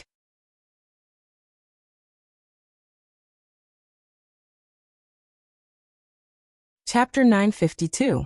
Lilan was scared to death. It was understandable that she didn't agree. I know, but this was an accident. I will protect myself in the future. It will never happen again. Who didn't have an accident in that place? There was already one at home. Lilan didn't want to send her daughter there. She shouldn't have agreed at the beginning. Otherwise, today's incident wouldn't have happened and her baby wouldn't have suffered so much. No matter what Shisheng said, Lilan didn't agree. Qin naturally helped Lilan. Shisheng had a headache. Qin was the director. If he didn't agree, she wouldn't be able to stay there. Shisheng saw that the two still didn't show any signs of loosening up. He continued. Dad, didn't you say that we can't give up halfway? If I leave like this, what will those people in the criminal investigation team think of me? Xiao Yu, listen to your mother this time. Qin was also scared. He hadn't slept well for a month. Shisheng stared at Qin. Henpecked husband. Qin was helpless. No way. Your mother is the boss. Shisheng insisted on going. Lilan strongly disagreed, and Qin was stuck in the middle, so he hurriedly left. Shisheng kept pestering Lilan at home for a long time. Finally, Lilan had no choice but to agree. However, she asked Shisheng not to go out in the field again. Shisheng agreed. When she arrived at the criminal investigation team, Lilan wouldn't care whether she went out in the field or not. Lilan agreed. Naturally, Qin Yi's side was much easier to handle. Although Lilan agreed, she still asked Shisheng to stay at home for a long time before letting her go. Shisheng always drove himself to work. His car was definitely the best in the police station. Even the director didn't drive such a good car. Therefore, as soon as the car went in, the police station knew that Qin Yi was back. After such a big incident, everyone in the police station thought that she wouldn't come back to work. At this time, they were surprised to see her car. Shisheng parked the car and was about to get out when another car came in from the side. It was very fast and stopped in the blink of an eye. The body of the car happened to block her door. There was a problem with the design of the parking spaces in the police station. If it was too crowded, people would not be able to get out or get in. They would have to wait for the cars on the side to move away. Someone got out of the car. He was dressed in black and had a bag of documents in his hand. He closed the car door and was about to leave. Shisheng rolled down the car window and shouted at the man's back, Hua Xiao. Hua Xiao turned his head and looked at Shisheng with an expressionless face. The cold light in his eyes seemed to be able to freeze a person, and his entire body exuded an aura that prevented strangers from getting close to him. He had no desire to care about the missing person, Shisheng. He silently asked, What's the matter? Move the car away. Shisheng pointed at his car. Hua Xiao followed her finger and looked at the car, then he suddenly turned around and left. Shisheng, hey, you the male lead are awesome. You think you're in the right to block someone's path. Don't think you're all that just because you're the male lead. Where's I's sword? Hua Xiao had just entered the police station when he heard a commotion at the back door. Screams of surprise filled the entire police station. He turned around and saw the woman who had asked him to move the car was holding an iron sword and slashing at his car. The front window was almost destroyed, and the ground was littered with broken glass. Hua Xiao's face darkened. He handed the documents in his hand to the person beside him and strode back. Hua Xiao grabbed Shisheng's hand from behind and looked at him coldly. What are you doing? Shisheng pulled hard and broke free from his grip. The inertia was too great, and the iron sword slashed at the front of the car. The sharp blade directly cut a hole in the car. The car was now a piece of scrap metal. Shisheng wiped his wrist in disdain and said arrogantly, Consultant Hua, can't you tell what I'm doing? I'm smashing the car. It was the first time Hua Xiao had seen someone smashing a car so inexplicably and confidently. Do you know how much my car costs? Hua Xiao narrowed his eyes. Shisheng pursed his lips. How much? With your salary as a police officer, you won't be able to afford it in your lifetime. Hua Xiao's car looked inconspicuous, but it was actually a more low-key luxury car. Its price was about 3 million yuan. He was a consultant of the Criminal Investigation Unit, not an official employee. It was no problem for him to drive such a car. With a police officer's salary, he really wouldn't be able to afford it in his lifetime. Shisheng smiled evilly. I don't intend to compensate you. Consultant Hua, you're thinking too much. Hua Xiao. Who gave you the guts to fool around in the police station? Shisheng slashed the iron sword again in front of Hua Xiao and said arrogantly, That's my car. Do you want to compensate me? Smash it if you want. Shisheng swaggered into the police station. The onlookers at the entrance all made way for him and watched his figure disappear into the hall. Hua Xiao looked at the damaged car and then at the car next to it. That car was much more expensive than his. Hua Xiao didn't pay much attention to the women in the police station. The only one he paid attention to was the female lead, Yuai. Who's that woman? Hua Xiao asked the onlookers coldly. Oh, that's Xinyu. Mr. Hua, she's from the Criminal Investigation Unit. Why do you look like I don't know her? Are you really an officer in the Criminal Investigation Unit? I might have met a fake Mr. Hua. Mr. Hua. A young lady jumped out from the side. She was dressed in a proper police uniform and had delicate facial features. She looked young, like a student in her teens, but her expression was very serious. I saw the surveillance footage yesterday, and I found a few suspicious points. Do you have time? I want to talk to you. After speaking, the young girl noticed the smashed car next to Hua Xiao. A trace of surprise flashed across her serious expression. Mr. Hua, your car? Who was so powerful that they dared to smash this cold-faced demon's car in the police station? Hua Xiao took out his phone and sent a text message. He walked in with his long legs. Let's talk at the office. The Criminal Investigation Unit occupied a large area of the office. Shisheng hadn't come to work for more than a month, so her seat had become a place to pile up documents. Under everyone's various gazes, Shisheng calmly walked to her seat and raised her hand to throw the documents on the ground. There was a series of clattering sounds, and the entire Criminal Investigation Unit seemed to disappear at that moment. She was on leave, not quitting. These people treated her seat as a place to put documents. Was a place to put documents for decoration? Everyone. Why was Qinyu's temper rising? Qinyu, what are you doing? Someone came in from outside and saw Shisheng's behavior. He immediately scolded her and broke the strange atmosphere. Shisheng pulled out a chair and sat down. She said calmly, I'm cleaning up my work area. Is there a problem? ## Happy New Year. Cherub # that you're tuning into the Earbook Haven YouTube channel. Don't forget to subscribe and join us on this journey to catch the most captivating stories.